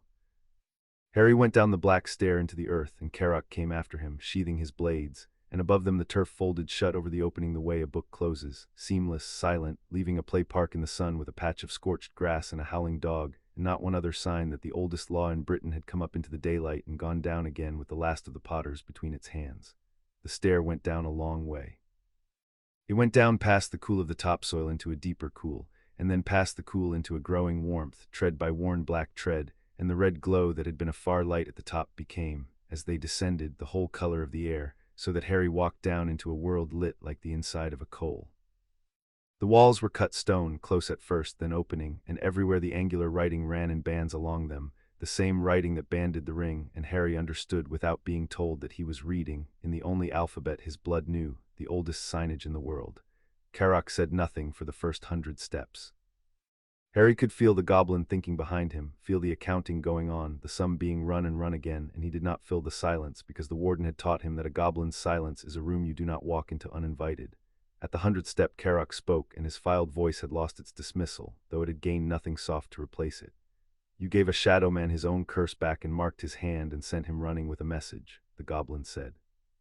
"And you did not once in the whole of it tell the iron what to do. It knew, it moved before you thought. Do you understand what that means, Potter of the House of Potter, or are you too young to be frightened of it yet?" "It means the ring and I want the same things," Harry said, "so it doesn't have to wait for me to ask." Carrock stopped on the stair. Harry stopped too and turned, and in the red light the goblin's beetle-black eyes were fixed on him with an expression that had traveled a great distance from the price contempt of the play park, all the way to the far country of respect, though it had not unpacked its bags there yet.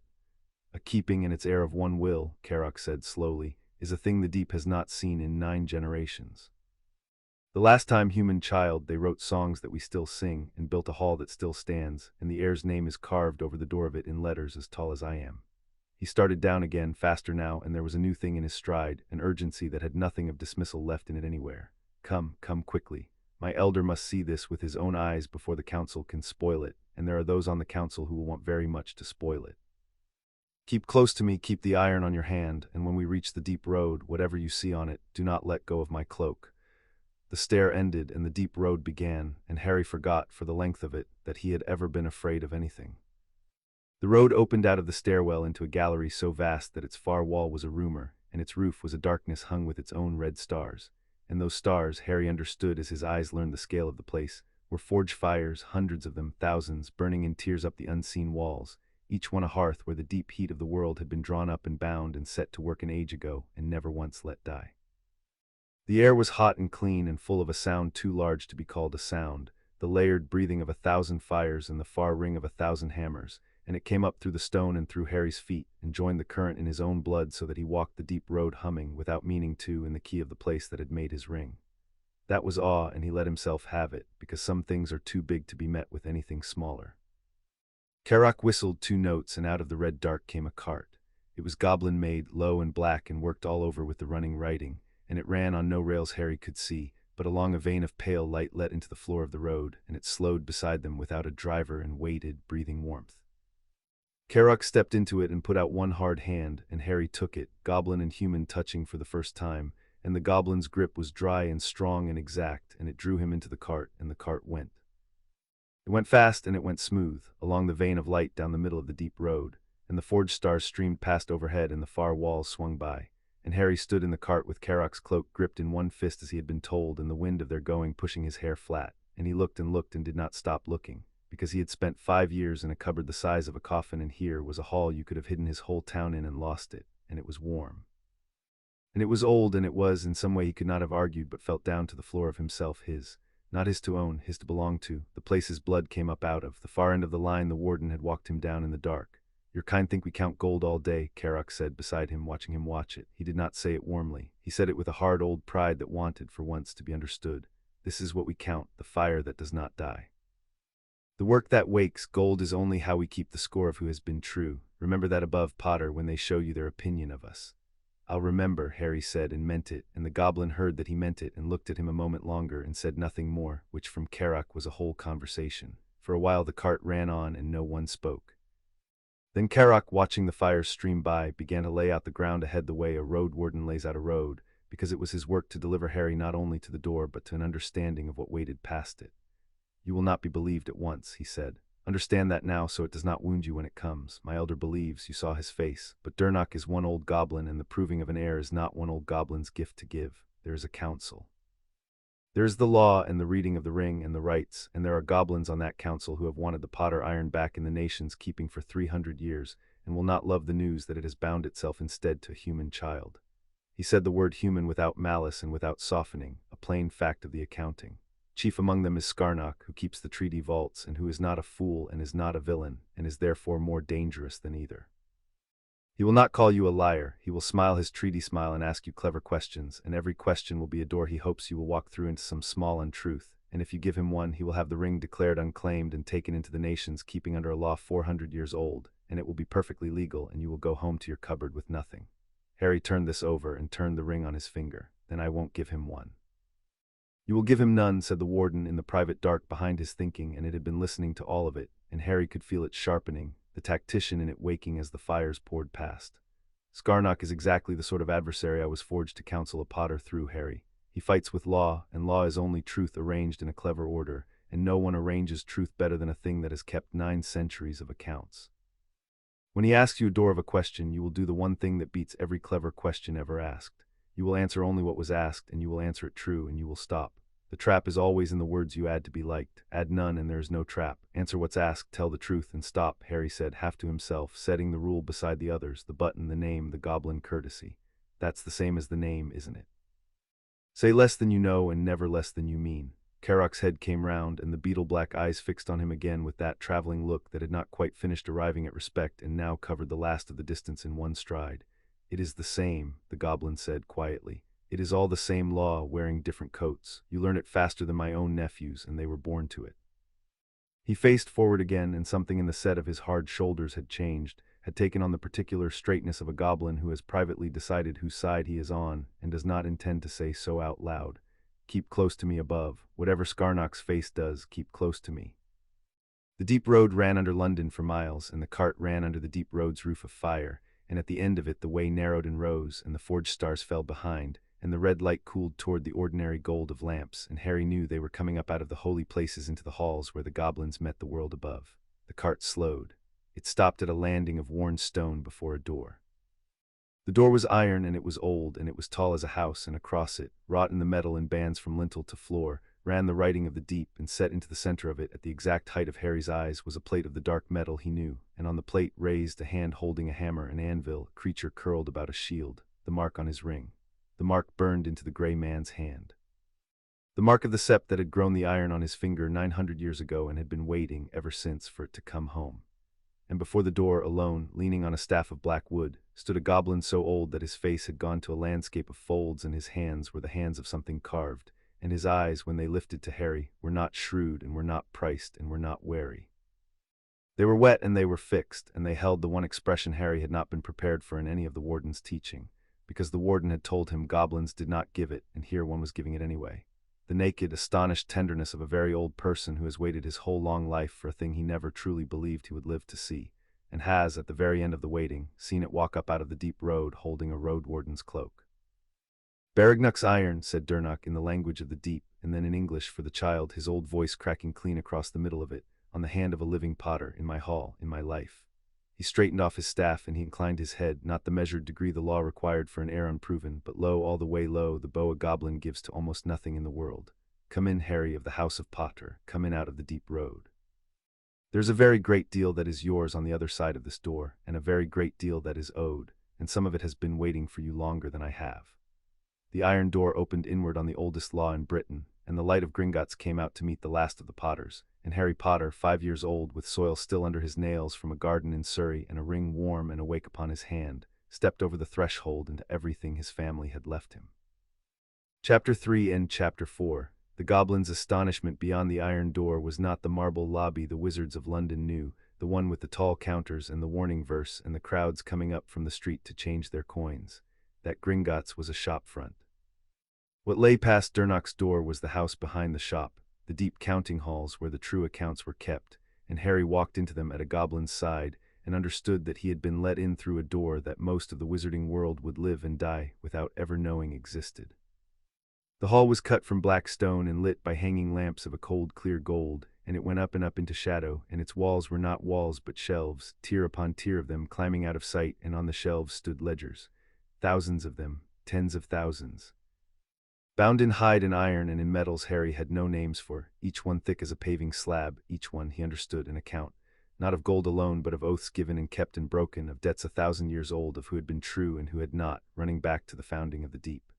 The air smelled of iron and cold lamp oil and old vellum, and under it, faint always, the far breathing of the forges below. Goblins worked the hall in their hundreds, at desks, on ladders, on the tiers, and as Durnok led Harry down the central aisle with Carrock a pace behind, the work stopped. It stopped in a spreading hush, quill by quill, tier by tier, as one goblin after another looked up and saw a human child walking the deep counting halls, and then saw the ring on his hand and went still. By the time Harry reached the far end of the aisle, where a raised floor of green stone held a long table and the high seats of the reckoning, the whole vast hall had gone silent, and every black eye in it was on him, and the weight of that regard would have flattened a grown man. It did not flatten Harry. He had spent 5 years being looked at with contempt and learned to carry it. This was not contempt. This was something he had never been given in his life and did not yet have a use for, and so he did the only correct thing, which was to keep walking at Durnok's side with his back straight and his ring in plain sight and his face doing nothing at all, and to let them look. "Well done," said the warden very low. "Give them nothing to pity and nothing to fear. You are not a marvel come to beg. You are an account come to be settled. Walk like the account." At the high table the seats were filling. Goblins in the deep colors of office came in from side doors and took their places, old and hard and clever every one, and at the center of them, on the highest seat, settled a goblin whose robe was sewn all over with the running writing in threads of actual gold, so that he glittered coldly when he moved. The high reckoner, oldest law of the counting halls, whose face gave away precisely nothing. And 2 seats down from him, unhurried, arranging his robes with the fastidious care of a man who is never once caught unready, sat a goblin with a long, clever face and a mouth already curved in the faint, pleasant shape of someone about to enjoy a difficult afternoon. Harry did not need to be told. He knew a treaty smile when he saw one. Scarnock, Carrock breathed at his shoulder, confirming it. Keeper of the treaty vaults, say nothing to him he does not ask for. The high reckoner lifted one hand, and the last of the hall's murmur died, and he spoke in English in a voice like coins poured slowly onto stone. "A road warden has opened the throat of the earth on the strength of awoken keeping," he said. "The elder of the deep ledgers has brought a claimant to this table and bowed to him in the sight of the hall, which he has not done in the memory of any goblin living. The claimant is a human child. The keeping is the Potter iron, the great work of Baragnuk, lost to the sight of the nation for 100 years and reckoned by many to be lost for good." His cold eyes moved to Harry and rested there and weighed. "These are large events. Large events invite large errors, so we will not celebrate and we will not accuse. We will reckon, child, you will state your name to the table." Harry stepped forward to the edge of the green stone floor, and he looked up at the high seats, and he did not reach for anything but the truth, said the way the warden had drilled into him 100 times in the dark. "My name is Harry of the House of Potter." He said it the way a door says it is a door. It went out across the silent hall and up the tiers and did not come back apologizing. And a sound moved through the assembled goblins, a low stir quickly stilled, because the child had said his own name the way a Potter ought, and not one of them had expected a starved human boy in taped spectacles to know how. He said it correctly, murmured a voice at the high table, dry, delighted, and entirely dangerous. Skarnak had leaned forward, his treaty smile deepening, his clever eyes bright. How charming, someone has coached him. High Reckoner, I raise no objection to the child's manners. His manners are lovely. I raise an objection to the proceeding. Awoken keeping is the most precious movable thing this nation reckons, and we are asked to hand its guardianship to an untried human infant on the word of one sentimental elder and one impressionable road warden, because the infant has been taught to bow in the right places. I ask the table to remember what is actually at stake beneath the sentiment. He spread his long hands. I ask that the ring be read, properly, by the deep right, before we lose our heads. The keeper of the treaty vaults asks for the deep right, said the High Reckoner, which is his right and which I was going to order regardless. His cold gaze returned to Harry. You should understand what is asked, child, since it is your blood that answers it. The deep right reads a keeping to its root. It will show this table the truth of the forging, the truth of the charge bound into it, and the truth of the choosing.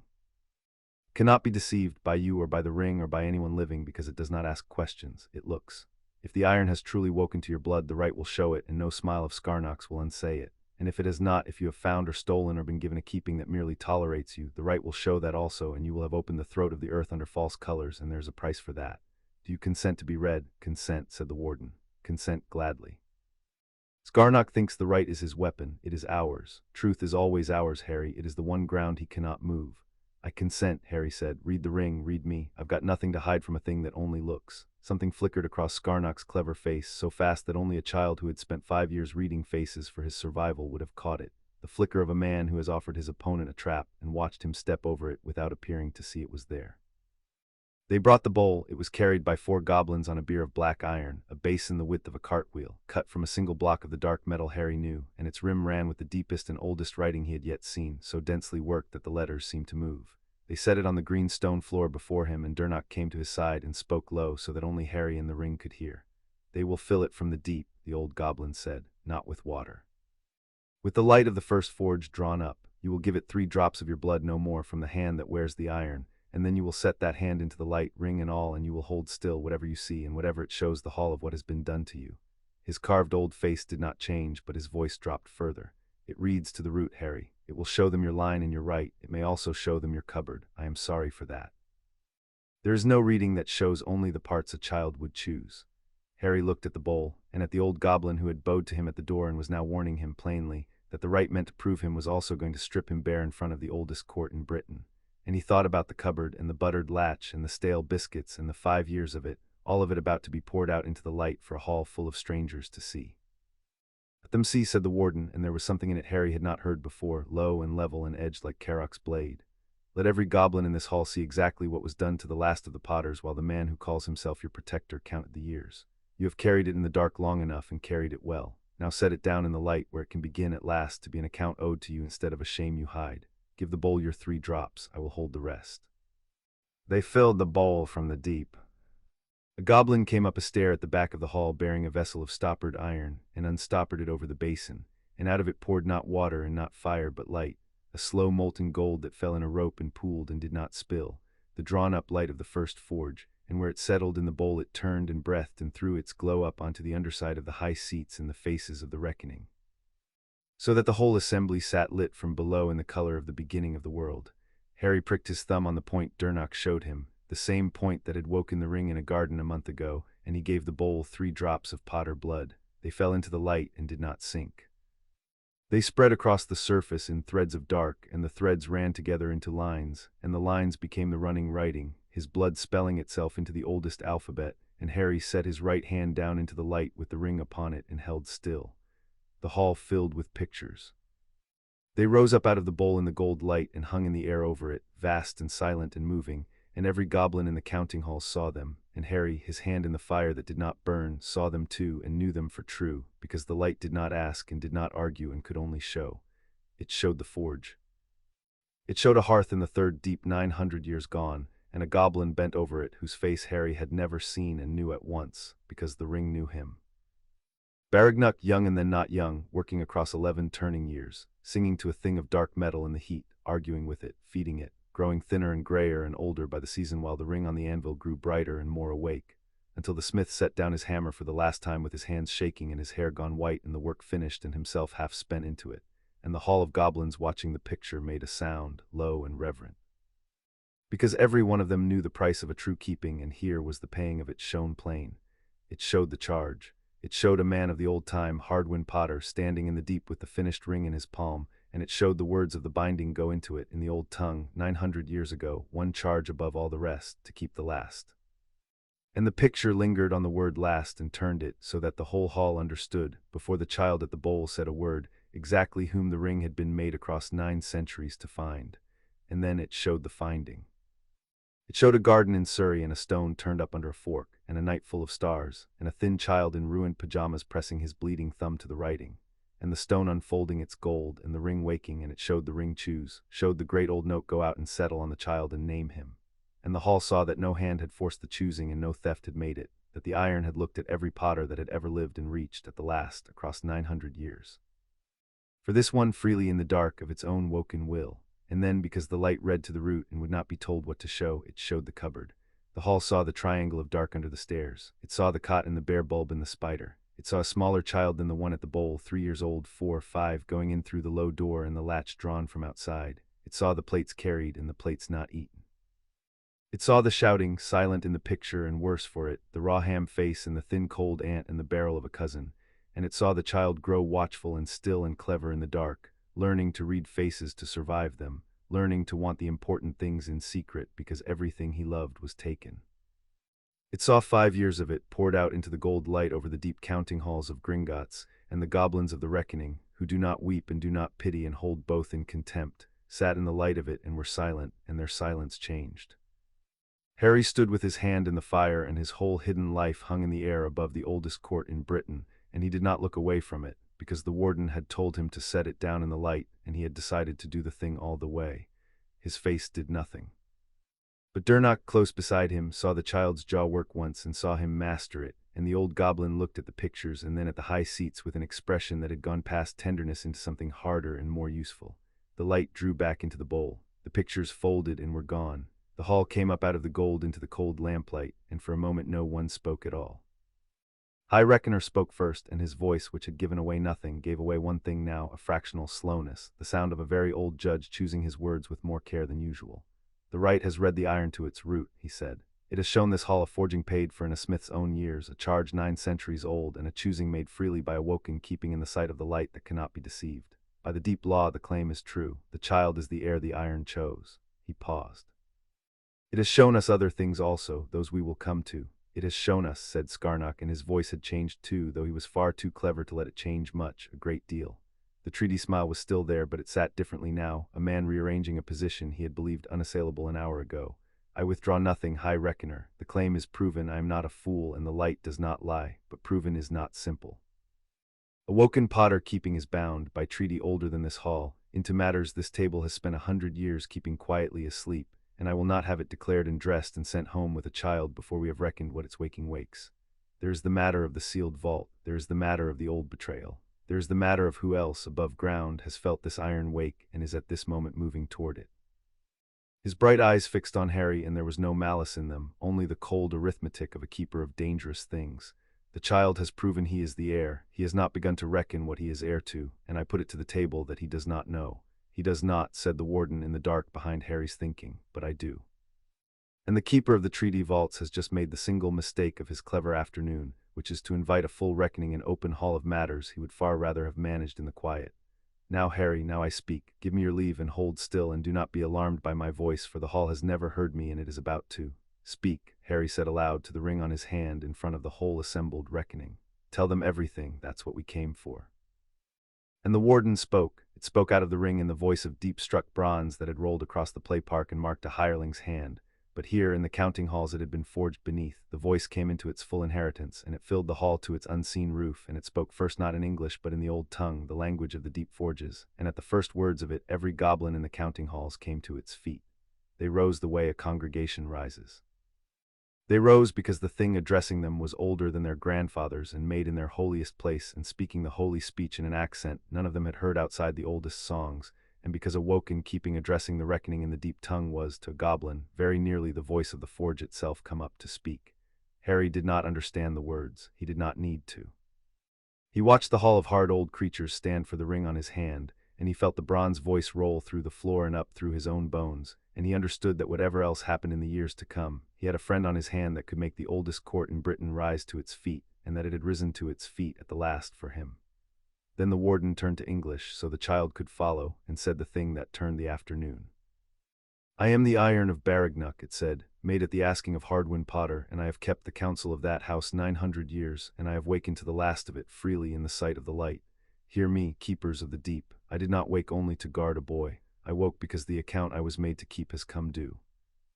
There is a vault under this hall that has been sealed 100 years, sealed by Potter blood and goblin craft together, and there is only one key in all the world that opens it, and that key is the child standing before you, and the thing behind that door was never the nations to keep asleep. It is time it was opened. It is time the old betrayal was named in open hall.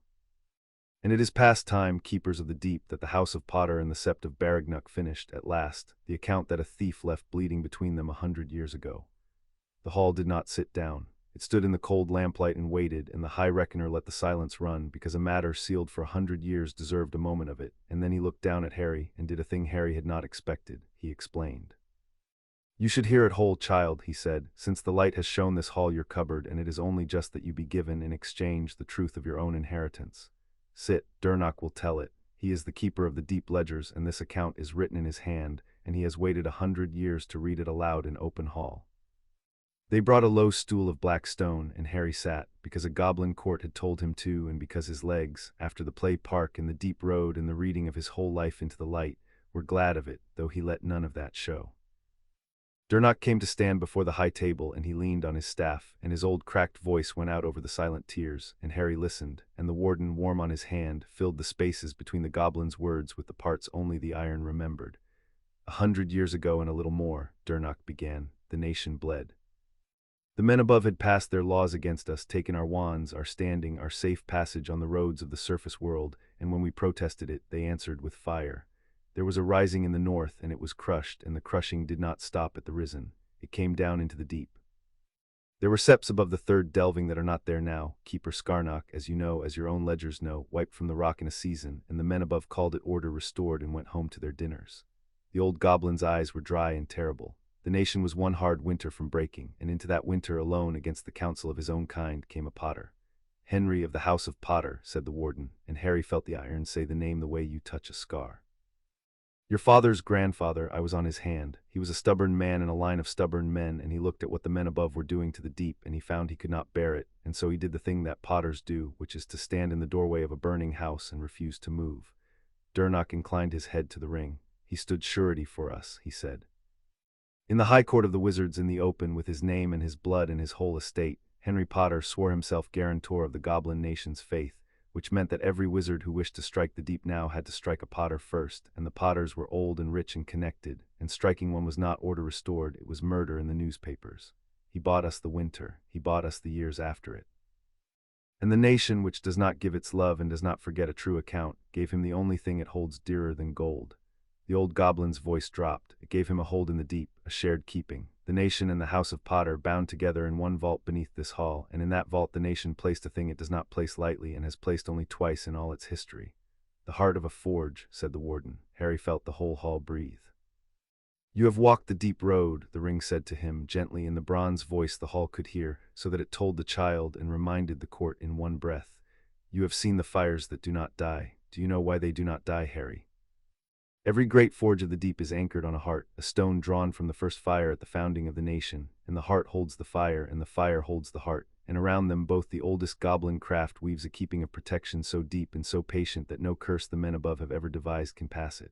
A forge heart is not a weapon. It is the opposite of a weapon. It is a hearth. It keeps what gathers around it.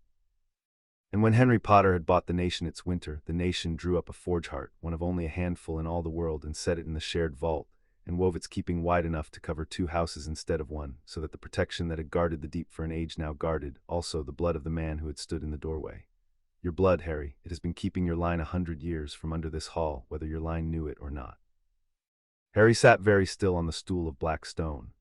Then why, he said, and his voice was steady, because he had decided long ago it always would be, was I in a cupboard? If there's a thing under London that keeps my blood, why did it let me starve? Because it was sealed, said the warden, and the bronze went cold. Here is the betrayal, Harry. Here is the account left bleeding. Hear it, and remember the name, because the name is not finished with you. Durnach's hand tightened on his staff. 100 years the hold stood open between our houses, he said, and trust grew in it, and that is a thing the men above cannot abide our trust. There was a family of collectors above ground, old and rich and rotten, who had watched the potter hold in the deep with hunger for a generation, because a forge heart in the hands of one who understood only power and not keeping could be bent from a hearth into an engine, and there is no price such a family would not pay for an engine that no curse can pass. Their name was Greaves. The name went through Harry and lodged, the grey man in the play park. My employer will be very pleased. He has been listening for that note a long time. Corvinus Greaves, said the warden, grandfather of the man whose servant we marked in a play park this morning. He was clever and patient, and he made himself a friend to Henry Potter across 10 years for the single purpose of 1 hour. And in that hour in the deep he moved to take the forge heart, to cut it out of its keeping and carry it up into the light and make his engine, and he had the men and the curses and the treachery to do it, and he very nearly did. The bronze voice did not rise. It went, if anything, quieter, and the quiet was worse. Henry Potter caught him at the vault door. And Henry Potter understood in the moment two things: that he could not defeat Corvinus Greaves outright, and that a forge heart carried off by such a man would be a wound the world would take an age to heal. So he did the only thing left to a stubborn man in a burning doorway. He sealed the vault with me. With his own blood poured into the deepest craft the goblins could weave on an hour's warning, he shut the forge heart away behind a door that would open ever after to one thing only: a living potter freely choosing, with the iron of Baragnuck woken on his hand. He locked the engine away from Greaves forever, and it cost him everything. He died, Harry said, not a question. He died at the vault door, said Durnach, and Corvinus Greaves fled the deep with the mark of theft on his house that no goblin will ever wipe from the ledger, and the Potter line went into its long thin winter, one heir and then one heir and then one, until it came to a man named James, and a curse, and a garden in Surrey, and a cupboard. And all the while the vault stood sealed, because there was no potter free to open it, and the forge heart's keeping, cut off behind the seal, could no longer be woven wide. It drew back inside the door. It kept what it could reach, which was the deep, and no longer what it could not, which was you. The old goblin's carved face turned to Harry, and the wet astonishment was gone from it now, replaced by something that stood at attention. That is why you starved beneath a protection made for you, Harry, of the House of Potter, not because it failed. Because a thief closed the door of your own house between you and the fire your great-grandfather died to keep, and you are the first Potter in 100 years who can open it again. For a moment the hall held the whole weight of it, the winter and the surety and the thief at the door, 100 years compressed into the space between two breaths. Then Scarnock, keeper of the treaty vaults, sat back in his high seat and laced his long fingers, and when he spoke the treaty smile was entirely gone, and what had come up under it was the face of a goblin who has stopped playing a clever game because a real one has walked into the room. Then we have a difficulty, Scarnock said, and I will thank the table to hear it plainly, since I am done being the afternoon's villain and would like to be its accountant instead. He turned his clever eyes on Harry, and there was no smile in them and no malice either, only cold sums. The child can open the vault, that is now proven and told, but hear what it means, high reckoner, in the world as it actually is this hour, and not in the songs. The moment this iron woke in a garden a month ago, its note went out through the deep, and we were not the only ones listening. A servant of the House of Greaves was in a play park in Surrey this very morning ahead of us, reaching for the child, which means the grandson of the thief has kept his grandfather's hunger and has never once stopped listening for that note. He let it land. Alaric Greaves, I know the name, my ledgers know it. He is richer than his grandfather and cleverer and far better connected, and he sits close to a great deal of power in the ministry above, and he has wanted the Potter hold reopened his whole life, because he cannot take the forge heart while the vault is sealed, and there's exactly one key to the seal, and that key is now sitting on my stool of black stone swinging its legs. Harry stopped swinging his legs. You see the shape of it, Scarnock said, not unkindly. For 100 years the safest place for the forge heart was behind a door no one could open. We have just proven in open hall that the door can be opened, and the one who opens it is a friendless child of 5 with no house above ground to shelter him and a ministry that thinks it owns him. Greaves does not need to break the seal anymore. He needs only to take the child who is the seal, by force or by law, and he has both. That is why his man was in Surrey before we were. He is not listening for the note anymore, he is moving. Then we move faster, said Durnach, or, said Scarnock, we leave the vault sealed, keep the child from it, and deny Greaves the one thing that makes the child worth taking. If the heir never opens the door stays a door. "No," said the warden, and it did not shout it, and it did not need to, because it said it in the bronze voice the whole hall could hear, and the whole hall stilled to it. "Hear me, keeper of the treaty vaults, for you reason well and you reason wrong. You would keep the child safe by keeping him a lock. You would leave the forge heart sealed in the air unopened and call it caution. But you have forgotten what a forge heart is for. It is a hearth. Its keeping was woven to cover this child's blood, and it has been shut away from him for 100 years, and that severance is the whole reason the last potter grew up starving in the dark under a protection that could not reach him." The bronze warmed and turned and became almost gentle. "You do not make him safe by leaving the door shut, Skarnok. You leave him exactly as safe as he has been these 5 years, which is to say, not at all, and merely more convenient to guard. There is only one way to make Harry Potter safe from the House of Greaves. It is to give him back the fire his great-grandfather died to keep, and let the hearth do again what it was made to do and cover him." Skarnok was silent. Around the hall, the reckoning was silent. Harry sat on the stool of black stone with a court of goblins weighing his life over his head, and he understood that the whole of it had come down to single choice, and that although 100 hard old creatures were about to decide it, it was underneath his. He stood up. "I've got a question," he said, and the hall looked at him, and he asked it of the whole court and of the ring and of the old goblin who had bowed to him at a door. "The forge heart. If I open the vault and it covers my blood again like it did before Greaves came, does it keep the deep too? The seps, all of you, or just me?" Durnok's carved face changed. "Both," he said. "It was woven wide, child. Henry Potter's blood and the nation together. Open again by a true Potter, it covers what it covered. The deep and the house of Potter under one hearth as it was." "Then it's not just my inheritance," Harry said. "It's yours too." Greaves shut the door on both of us. "I open it, we both get the fire back." He looked up at the high seats, at the high reckoner glittering coldly in his gold thread, and he said the thing the way a door says it is a door, no apology in it anywhere. "I'm not asking you to guard a lock. I'm asking you to come down to the vault with me and finish the account a thief left bleeding 100 years ago. That's what the ring said we came for. That's what I came for. My great-grandfather stood in your burning doorway and didn't move. I'm not going home to a cupboard and leaving the door he died on shut." The counting halls of Gringotts were very quiet. Then slowly the high reckoner rose from the highest seat, and the gold thread of his robe caught the cold lamplight, and he looked down the length of the hall at the child standing straight-backed on the stool of black stone, and he did the thing that the reckoning of the deep had not done for a human being in longer than any goblin living could name. He inclined his head. "The heir of the Potter hold has asked the nation to descend with him and open what was sealed," he said, and his coins-on-stone voice carried to the highest tier, and to finish in the deep where it began the account of the House of Greaves. "The elder of the deep ledgers has bowed to him. The iron of Baragnuk has spoken for him in the holy tongue, and the treaty keeper's caution, which is wise, is overruled by the treaty keeper's own arithmetic, which is that this child is not made safe by staying a lock." He lifted his hand. "We will go down, warden the roads, rouse the deep right of opening, and send word up to the surface counters to watch every door, for if Alaric Greaves is moving, he is moving toward this hall, and we would all of us prefer to reach the sealed vault before he reaches the child who is its key." The hall came to its feet, and the sound of it was not applause, because goblins do not applaud, but it was a sound Harry had never heard and would never forget, the whole reckoning of the deep rising to go down into the dark at the word of the last of the Potters. Carrock appeared at his shoulder, blades checked, eyes bright. Durnok took up his staff, and the warden, warm and awake on Harry's hand, said, so only he could hear it in the voice it kept for him alone, "Well spoken, Harry. Now hold on to your courage and to me. The vault your great-grandfather died at is a very long way down, and it has been waiting 100 years for exactly one hand, and it is about to feel it on the door." Chapter 4 and Chapter 5. The lost inheritance. They went down below the counting halls, and below the vaults the wizards knew, and below the dragon deeps where the great blind beasts turned in their chains, and still they went down, and Harry understood, tread by tread, that the whole of Gringotts as the surface world imagined it was only the attic of a house that ran down into the roots of the world. Durnok led with a lamp of cold gold.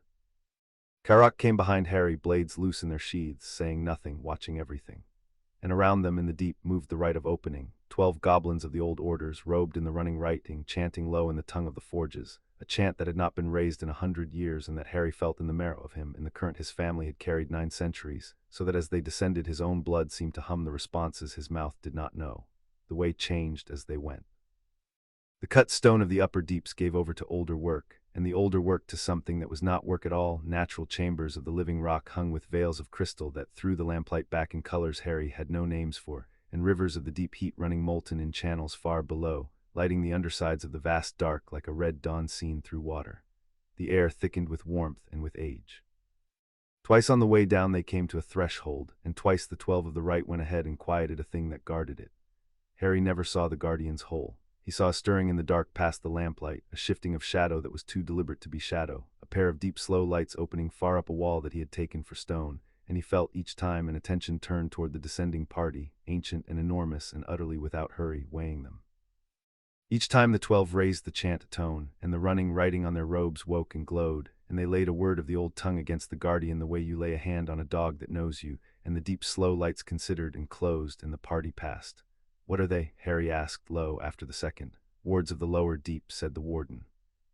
"Older than the bank, older than the sept, set to keep the surface world out of the holy places, and they do not care in the least that a ministry above thinks it rules Britain.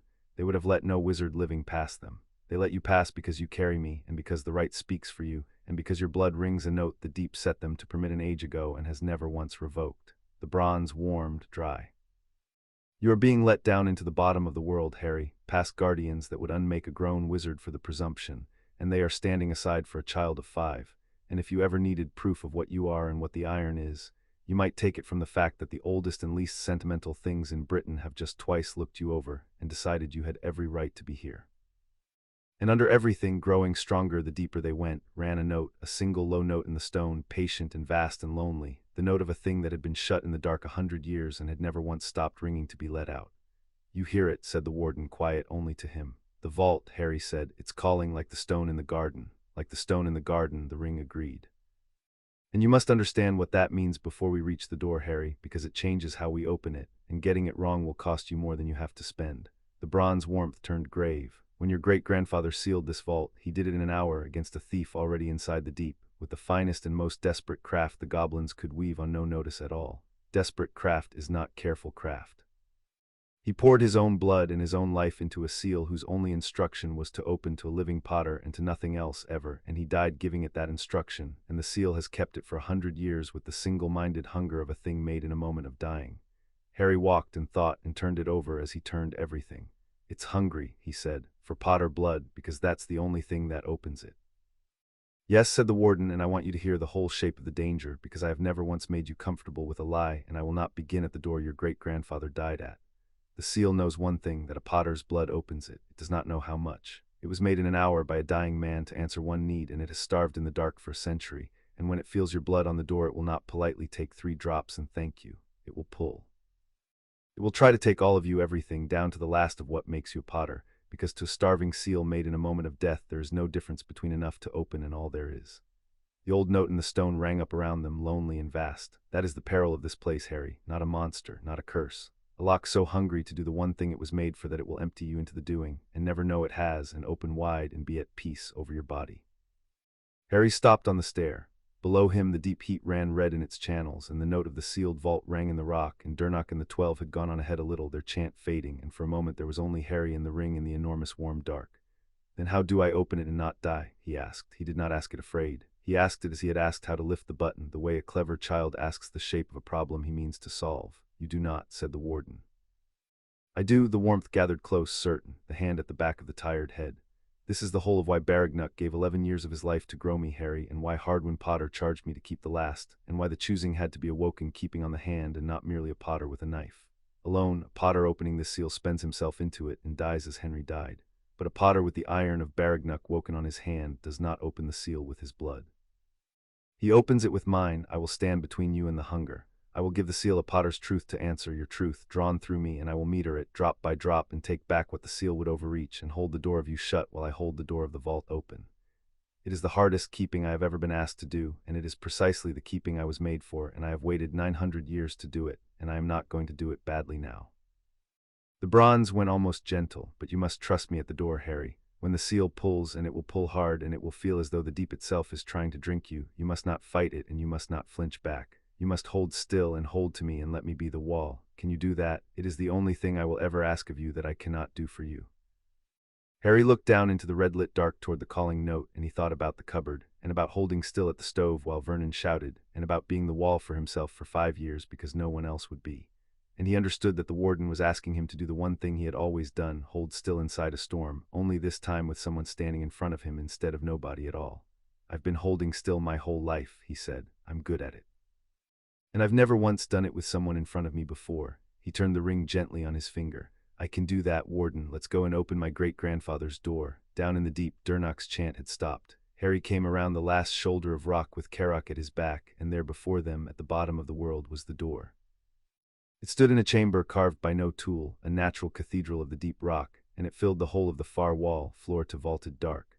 A door of black iron and older stone, banded from side to side with the running writing, and worked across its whole vast face with the mark of the sept, the hand and the hammer and the anvil and the creature curled about the shield, repeated and repeated until the marks ran together into a single field of craft. But it was not the size of it, nor the work of it, that stopped Harry at the chamber's edge. It was that the door was bleeding light.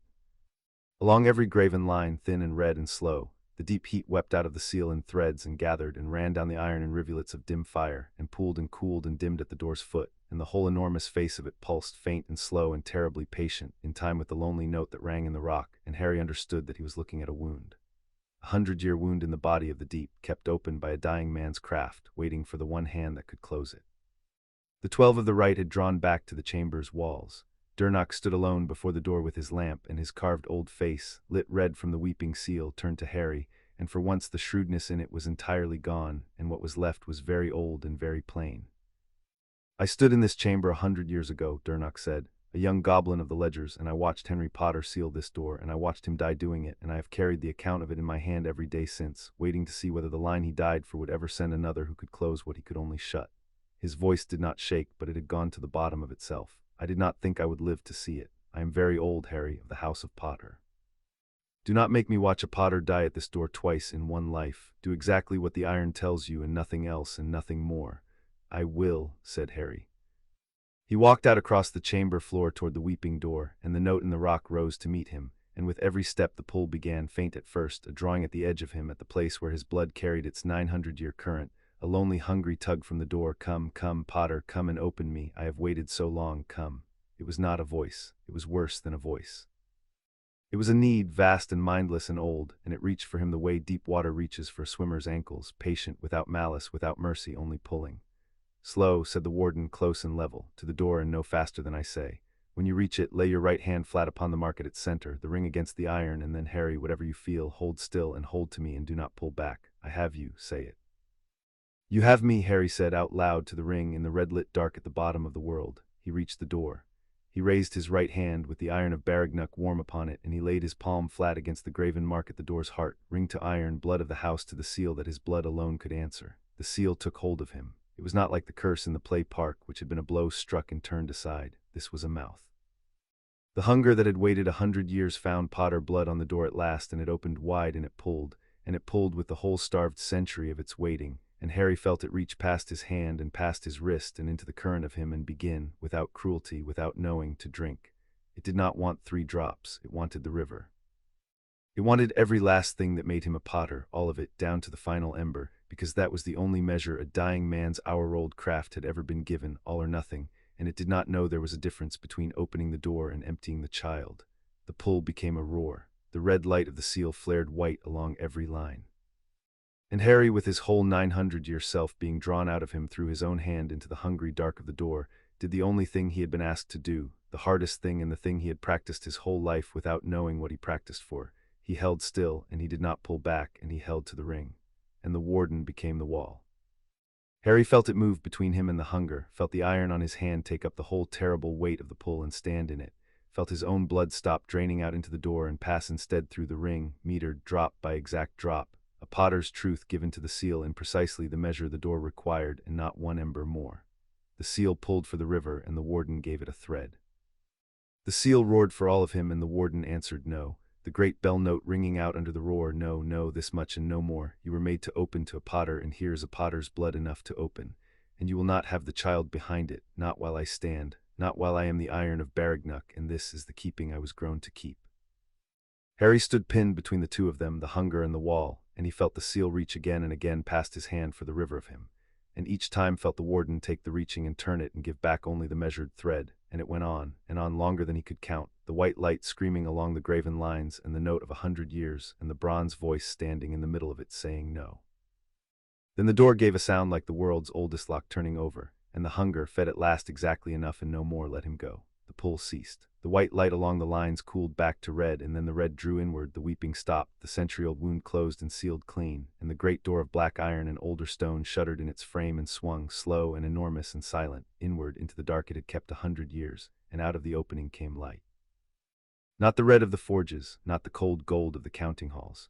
A steady, living, golden warmth, the color of a hearth seen through a window on a winter night from a long way off in the cold, and it fell across Harry where he stood spent against the door frame with his hand still raised, and it fell across the goblins at the walls, and Durnock made a sound Harry had never heard a goblin make, and the 12 of the right went to their knees. Inside the opened vault, at the center of a chamber walled with the accumulated default of the House of Potter, on a plinth of dark stone, cradled in a keeping of goblin craft so old and so intricate it seemed less made than grown, burned the forge heart. It was a stone the size of a loaf, and it was on fire and was not consumed, and the fire in it was the first fire, the drawn-up living heat of the founding of the world, banked and patient and enormous, and it did not roar and it did not flare. It only burned, steady, endless, warm, a hearth-fire kept 1,000 years, and the light of it filled the vault and filled the chamber and filled, Harry understood, standing spent and staring. Something in himself that had been cold his whole life and had never once had a name for the cold. He had no word for what rose in him at the sight of it. Wonder was the nearest, and wonder was not near enough. The forge heart knew him. It had burned alone behind the sealed door for 100 years, its keeping drawn in tight, guarding the deep, and unable to reach the blood it had been woven to cover. Now the door stood open, and a true potter stood in the light of it freely, with the iron of Baragnuck on his hand, and the hearth did what a hearth does when the family it keeps comes home at last out of the cold. It reached for him. Harry felt it come. It was not the hunger of the seal, that mindless pull that would have drunk him dry. It was the opposite of the seal in every way that mattered. Where the seal had reached to take, the heart reached to give, and where the seal had been a mouth, the heart was a hand laid open, and the warmth of it came across the chamber and up through the spent and shaking body of the child at the door, and it settled over him, around him, into him. The way warmth settles in someone brought in from a blizzard and set down by a fire and told without words that the cold is over now, that they are inside, that they are kept. And Harry, who had been cold his whole life in a way he had never had a name for, who had learned in a cupboard to fold the cold up small and carry it and never once complain of it, felt the warmth find that folded cold and open it and take it and fill the place where it had been, and his legs went out from under him, and he sat down hard on the stone floor of his family's vault in the light of the first fire, and he put his hands over his face. And for a while he was simply a 5-year-old being warm all the way through, for the first time that he could remember. Nobody hurried him. Durnock stood with his lamp and his 100 years and let the child sit in the light. Carrock, at the door, turned his back to give him the chamber, which was the most courteous thing a goblin knew how to do. And the warden, warm on his hand, warmer now than it had ever been, said nothing at all for a long while, because it had spent 900 years waiting to feel exactly this. The fire it had guarded finally reaching the child it had kept, and there are moments even a thing forged for counsel knows better than to fill with words. When Harry took his hands from his face, the vault had not changed, but he had, and he looked at it now not as a marvel, but as a room he had a right to.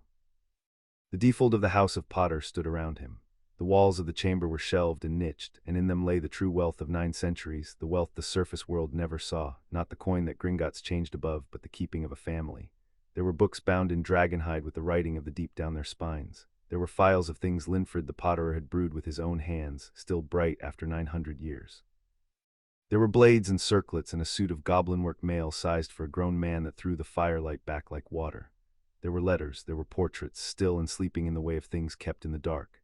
And Harry looked at all of it, at his whole inheritance laid open in the light of the fire his great-grandfather had died to keep, and he remembered the goblin lesson, and he did not reach for any of it, and he did not want it out loud.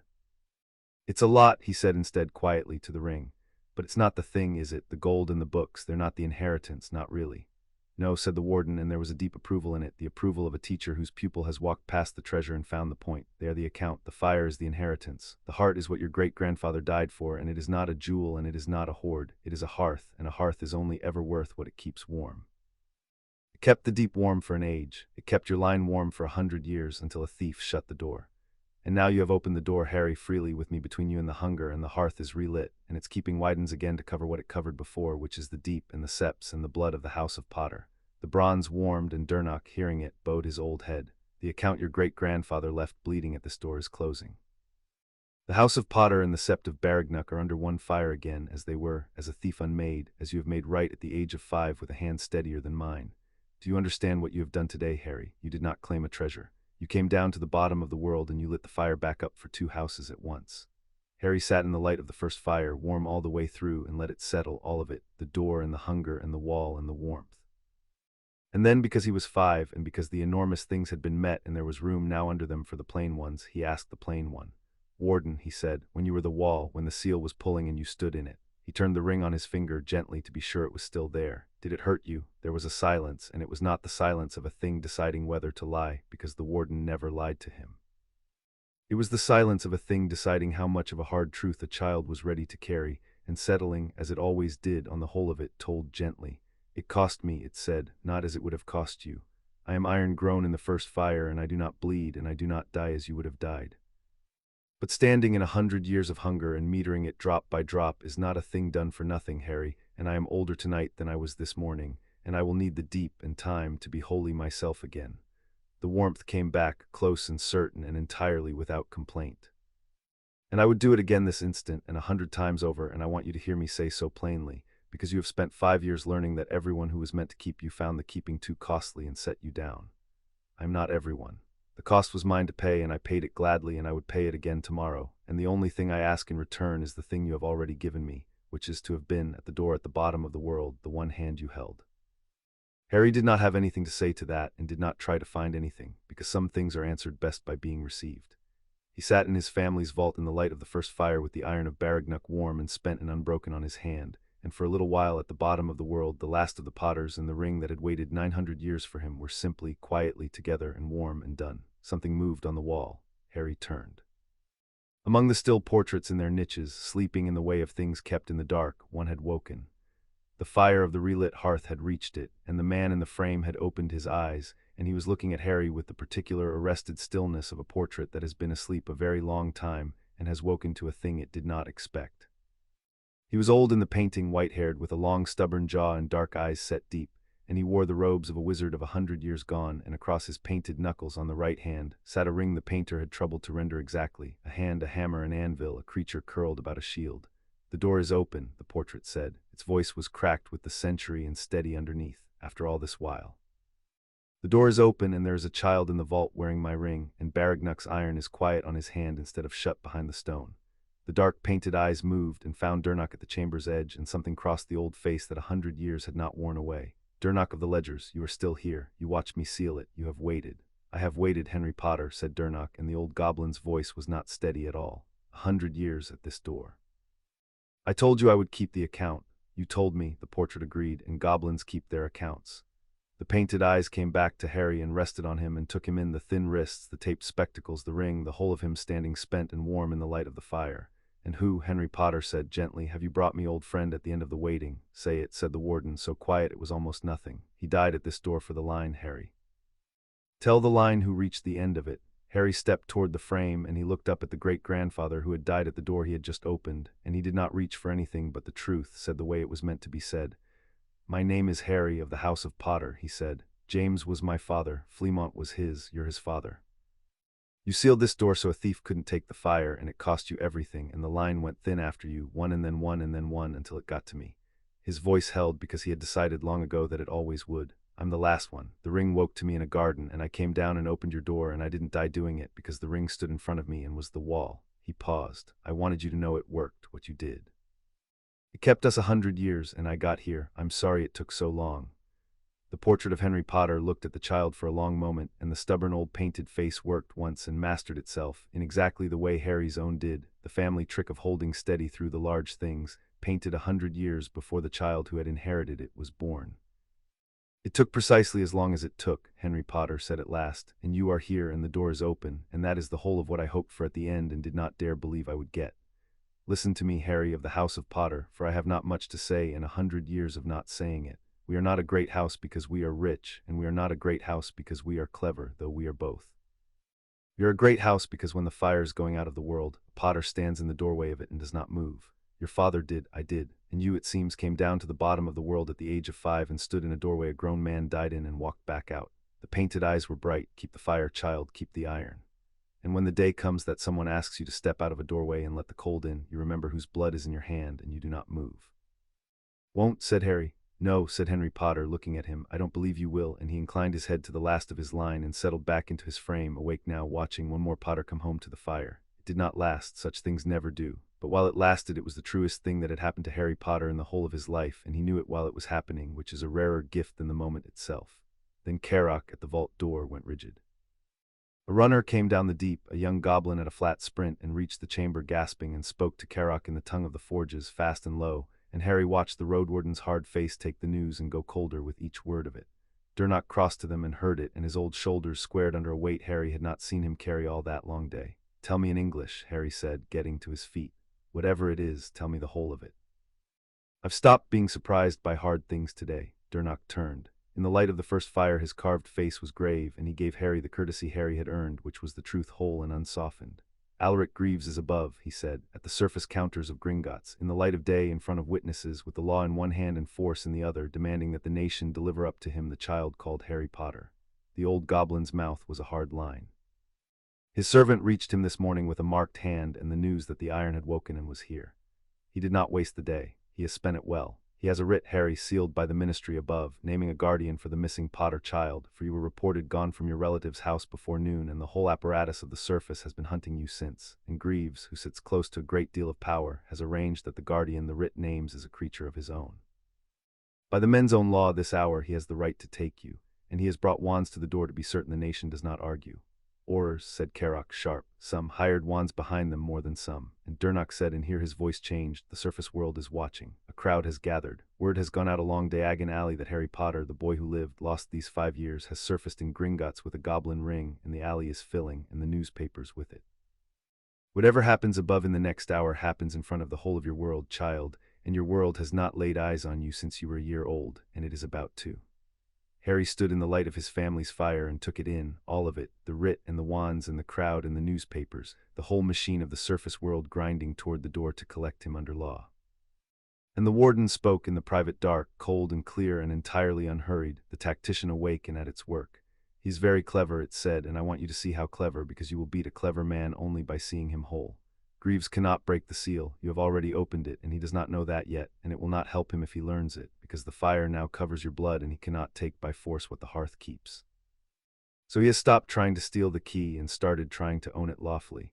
He does not need the vault if he owns the child who is the vault's key.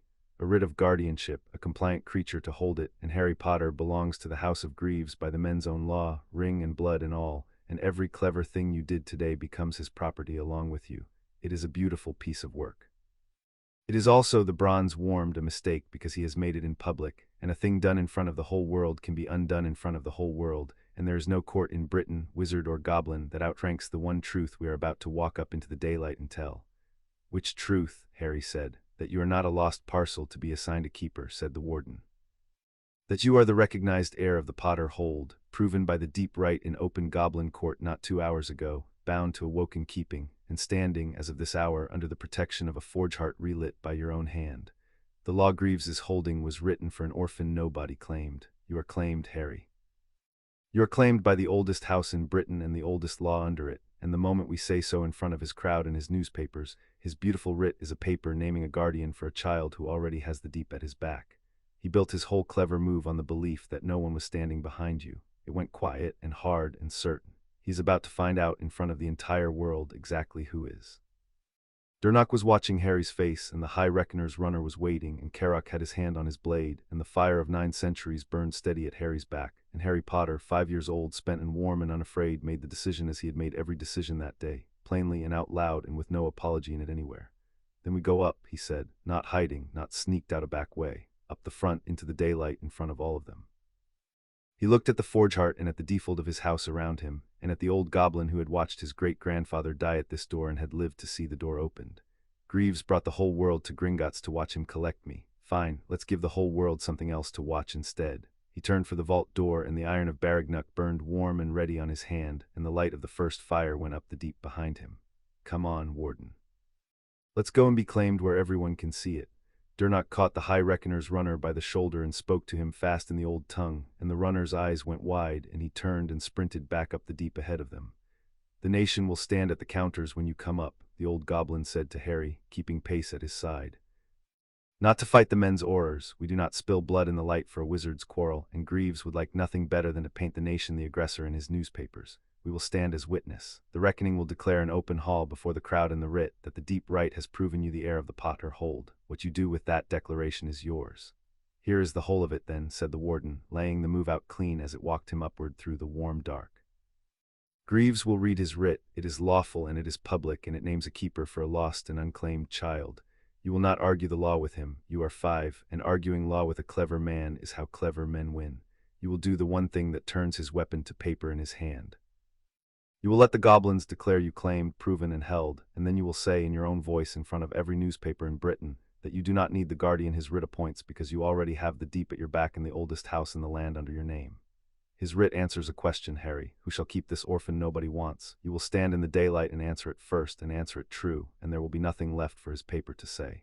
Do you have it? Let the goblins prove me, Harry said, going up toward the light. Then tell the truth in my own voice and stop. Answer the question before he can ask it. That is the whole of the war, said the warden, and there was in it a fierce old satisfaction. You have already won it. Now we go up and let them watch. They went up out of the deep toward the daylight, and the crowd, and the writ, and the wands, and the newspapers, and the clever man waiting at the door with the law in one hand and force in the other. And behind them the forge heart burned on in the dark, relit, patient, keeping, its warmth reaching up through the rock of England after the child who had come at last and lit it. Chapter 5 and Chapter 6. The ones who want it, they came up into the light through the great iron doors at the back of the marble hall, out of the deep and into the Gringotts the wizarding world knew, and the wizarding world was waiting. The high lobby with its long counters and its chandeliers was full, and past the tall bronze doors, out in Diagon Alley, the crowd ran back as far as Harry could see, held at the steps by a line of goblins and a thinner line of wizards in ministry robes, and the noise of it came in through the doors like surf. Word had done its work along the alley all that long afternoon. Harry Potter, the boy who lived, lost these 5 years, had surfaced in the deepest place in Britain, and the whole of a world that had toasted his name in the streets when he was a year old had put down its business and come to look at him. Faces at the doors, faces at the tall windows, a witch near the front with a quill and a roll of parchment already moving, and a stout photographer beside her wrestling a camera that breathed smoke. And every face turned as Harry came up out of the dark into the chandelier light with a road warden at one shoulder and the elder of the deep ledgers at the other, and the whole enormous murmur of them faltered and caught and fell for one held moment into silence. They had expected, Harry understood, something. A famous infant grown into a famous child, gilded, cherished, the pampered prince of their bright story. What they got was a thin 5-year-old in Dudley's cast-off clothes and taped spectacles, with soil still under his nails and the marks of a hard day on him, standing very straight, giving nothing away. And the silence that fell was not the silence of adoration. It was the silence of a great many people looking at the boy who lived and beginning in the same instant to do a sum they had never once thought to do. Where has he been, that he comes up out of the ground looking like that? The silence broke into noise, and the noise had a shape. A witch near the front pressed her hand to her mouth. A wizard behind her said too loud, "That can't be him, that's not how he's meant to look," and was hushed, and would not be hushed because it was exactly how the child looked, and the wrongness of it was traveling through the crowd like cold water finding cracks. The quill by the doors had begun to move again, faster now, and Harry could see the witch's lips shaping the words as she wrote them. Lost, rags, cupboard, though he had said nothing yet about a cupboard, because the crowd had already begun to guess. For 5 years this world had kept a bright and comfortable story about the child it had saved, and the child had just walked up out of the ground and cracked the story down its middle simply by existing, thin and watchful and dressed in another boy's cast-offs, and there was no putting the story back together now. They had come to adore a legend. They were looking at a survivor, and some of them were beginning, visibly, to be ashamed. "Keep walking," said the warden, low and steady. "To the center of the hall where they can all see you, and stop there and let them look, and do not fill the silence. The silence is working for us. Every second of it, that crowd is asking the one question Greaves cannot afford them to ask." At the center of the hall a space had been kept clear, and in it, waiting, stood the men who had come to take him. There were aurors, 4 of them, in the deep red of the corps, their faces carefully blank. There was a knot of ministry officials in good robes with the anxious importance of middling men in a moment gone larger than their brief. And a pace in front of them all at his ease, dressed with a plain and costly perfection that made every other robe in the hall look like it was trying too hard, stood a man Harry had never seen and knew at once, as he had known the gray man in the play park, because a thing on his hand recognized the whole line of them, Alaric Greaves.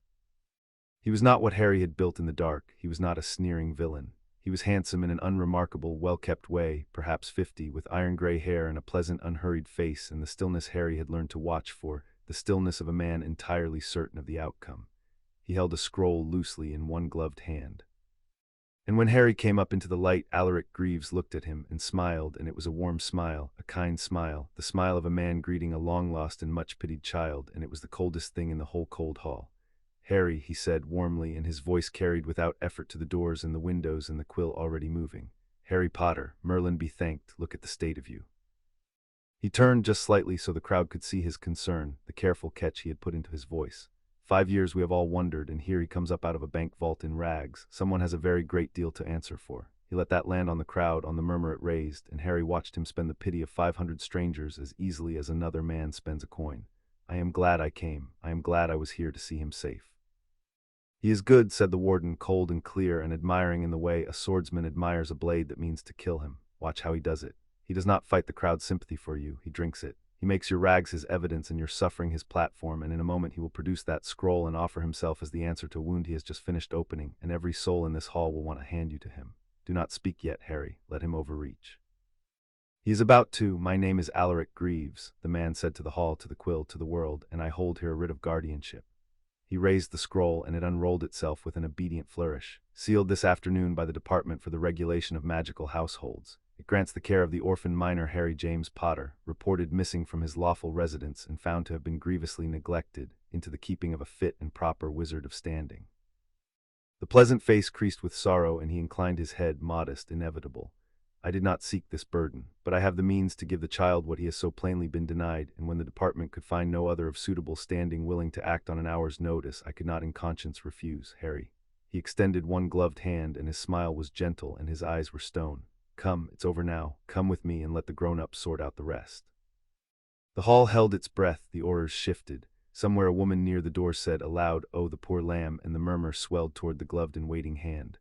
"Now," said the warden, not to take his hand, to take the hall. "Do not answer the man, Harry, answer the room. And remember what beats every clever question ever asked. Answer only what is true and stop." Harry did not move toward the hand.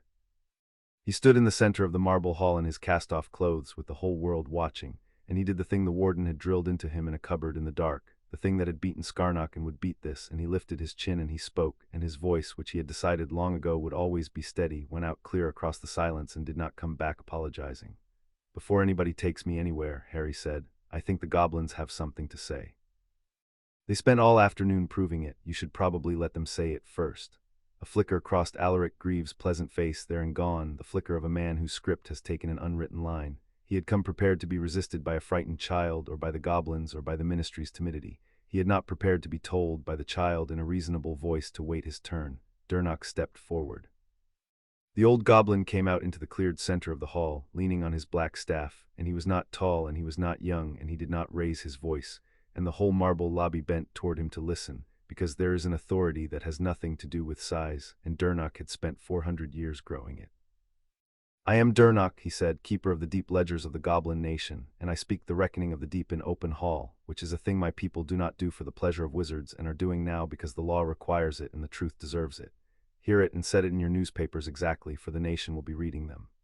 His dry eyes moved across the crowd, the oars, the ministry men, and came to rest on Greaves, and did not blink.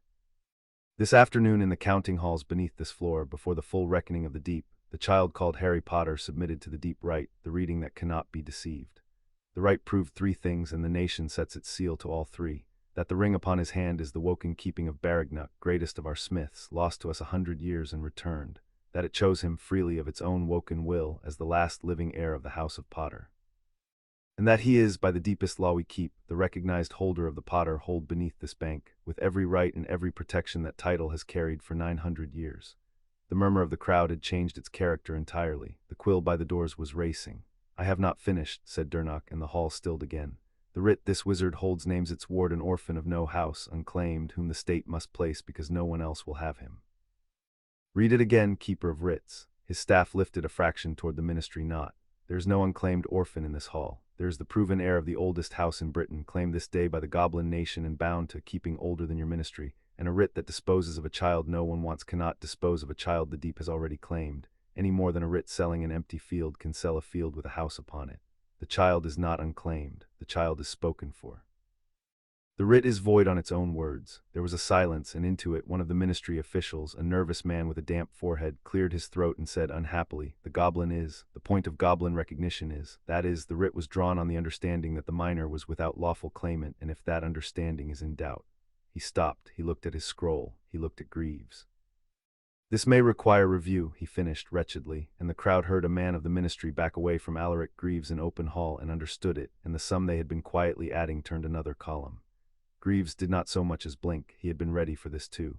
With respect to the deep, he said smoothly, turning the loss into a lever with the ease of long practice, the goblin nation has recognized an heir to vault. I do not dispute it, let the child hold his gold and his ring and welcome. But a vault is property, and the person of a British wizarding minor is not property, and it is not the deep's to keep. Guardianship of the child himself, his home, his schooling, his safety in the world above, is a matter of the ministry's law and the ministry's alone, and no recognition of vault rights beneath this floor changes it. The goblins may hold the pot or hold, they cannot hold a British child. He spread his gloved hands to the hall, reasonable, immovable. The writ stands as to the person of the child, whatever the deep says of his vault, that is the law. I invite anyone in this hall to show me the clause that unsays it. It was, Harry understood, a good move. The ministry not stirred, even Durnach's staff shifted. The crowd's certainty wavered back the other way because it sounded true, and the sounding of true is the whole trade of a clever man. Show him the clause, said the warden. It exists, and I have kept it 900 years, and I have been waiting all afternoon for him to ask. Let me answer this one, Harry. Give me your leave. Answer him, Harry said aloud to the ring. You've got the clause, show him. And the bronze voice rolled out over the marble hall, and the goblins straightened to it, and the crowd went still. Alaric Greaves cites the law, said the warden, and cites it as far as it suits him and stops one clause short, which is the whole art of his family. Hear the clause, keepers of writs. The oldest treaty between the deep and the wizarding realm, sealed before your ministry was a building, provides that where awoken keeping of the deep has claimed an heir, that heir is not a ward of property alone, but a ward in person of the sept that forged the keeping, and the keeping itself stands recognized, in the wizard's own law, as guardian in craft to the one it has chosen. It is written because it has happened twice before, and both times a court of wizards upheld it, and the citations are in the deep ledgers under the hand of the keeper who stands before you. Harry Potter is not an unclaimed child whose person the ministry must place. He is claimed, in person and in property both, by the sept of Baragnuck and by the woken iron on his hand, under a treaty that outranks the department that drew your writ. Your writ does not stand as to the person of the child, Alaric Greaves. Your writ never stood at all, it merely took until now to say so where the newspapers could hear it. Durnach lifted his staff. The citations are as the iron says, the old goblin said. I will read them into the record myself, twice before and twice upheld. The keeping is guardian in craft. It is the oldest law we share with you, and it is not in doubt. The ministry official looked as though he wanted the floor to open. Greaves said nothing for a moment, and in that moment the crowd finished the sum a second time, and this time it did not turn back. He is losing the room, said the warden, and I want you to see why, because it is a lesson worth more than any spell. He built a beautiful machine, Harry, and it had one flaw, which is the flaw in every beautiful machine a clever man builds to take what is not his. It required that no one be standing behind you. He was so certain no one was. He is discovering in front of 500 witnesses that the deep is behind you, and it is unmaking his machine one true sentence at a time, and there is nothing he can do about it in the daylight without becoming, in front of the newspapers, exactly the thief his grandfather was. Watch him now. He is clever enough to know he has lost the writ. The question is what he does when the lawful door closes. Alaric Greaves stood very still, and the pleasant concern had gone from his face, not into anger, which would have been a gift, but into calculation, cold and quick and entirely without heat, a man revising a lifetime's plan on his feet. And it was in that silence, at the worst possible moment for everyone in it, that the air by the tall bronze doors folded, and a tall figure stepped out of nothing into the hall, and the crowd's murmur cracked and rose because they knew him, all of them knew him. And here at the crisis of the afternoon had come the one man in Britain whose arrival could pull every eye off the boy who lived. He was old and he was tall, and he wore robes of a deep midnight blue, and his beard and hair were silver and long, and his face, half-moon spectacles catching the chandelier light, was kind and grave and immeasurably tired. Albus Dumbledore looked across the marble hall at the thin child in the cast-off clothes, and something moved behind the blue eyes that was, Harry thought, watching him with the whole of his careful attention, entirely real, and that the old man did not trouble to hide. The look of a person shown a room in his own house he had forgotten he had locked, and under it, never quite still, the ceaseless turning of a mind that was already, even now, even here, recalculating a plan. Harry, Dumbledore said, and his voice was gentle, and it filled the hall without seeming to try. I have been looking for you since noon, and I find you have had quite a day. His eyes moved to the ring and rested there, and Harry saw him understand a great deal in a single glance, more than Greaves had understood all afternoon, and saw him weigh it and set it aside for later, the way a man sets aside a thing too large for the current moment. "I think," Dumbledore said, "that a great many people in this hall want to decide your future for you this afternoon, and I think you have had enough of that to last a lifetime. Will you let me take you somewhere quiet, away from all of this, where you will be safe and where we can talk?" "He is the most dangerous person in this hall," said the warden, and it did not say it with fear, it said it with a clean and careful respect. "Not because he means you harm, he does not. Because he means you well, and he is certain he knows what your well requires, and he has the power and the standing to give effect to that certainty in a way Greaves with all his gold never could. Greaves would own you. Dumbledore would keep you, which is worse to fight because it wears the face of love, and it is offered this time by a man who genuinely feels it.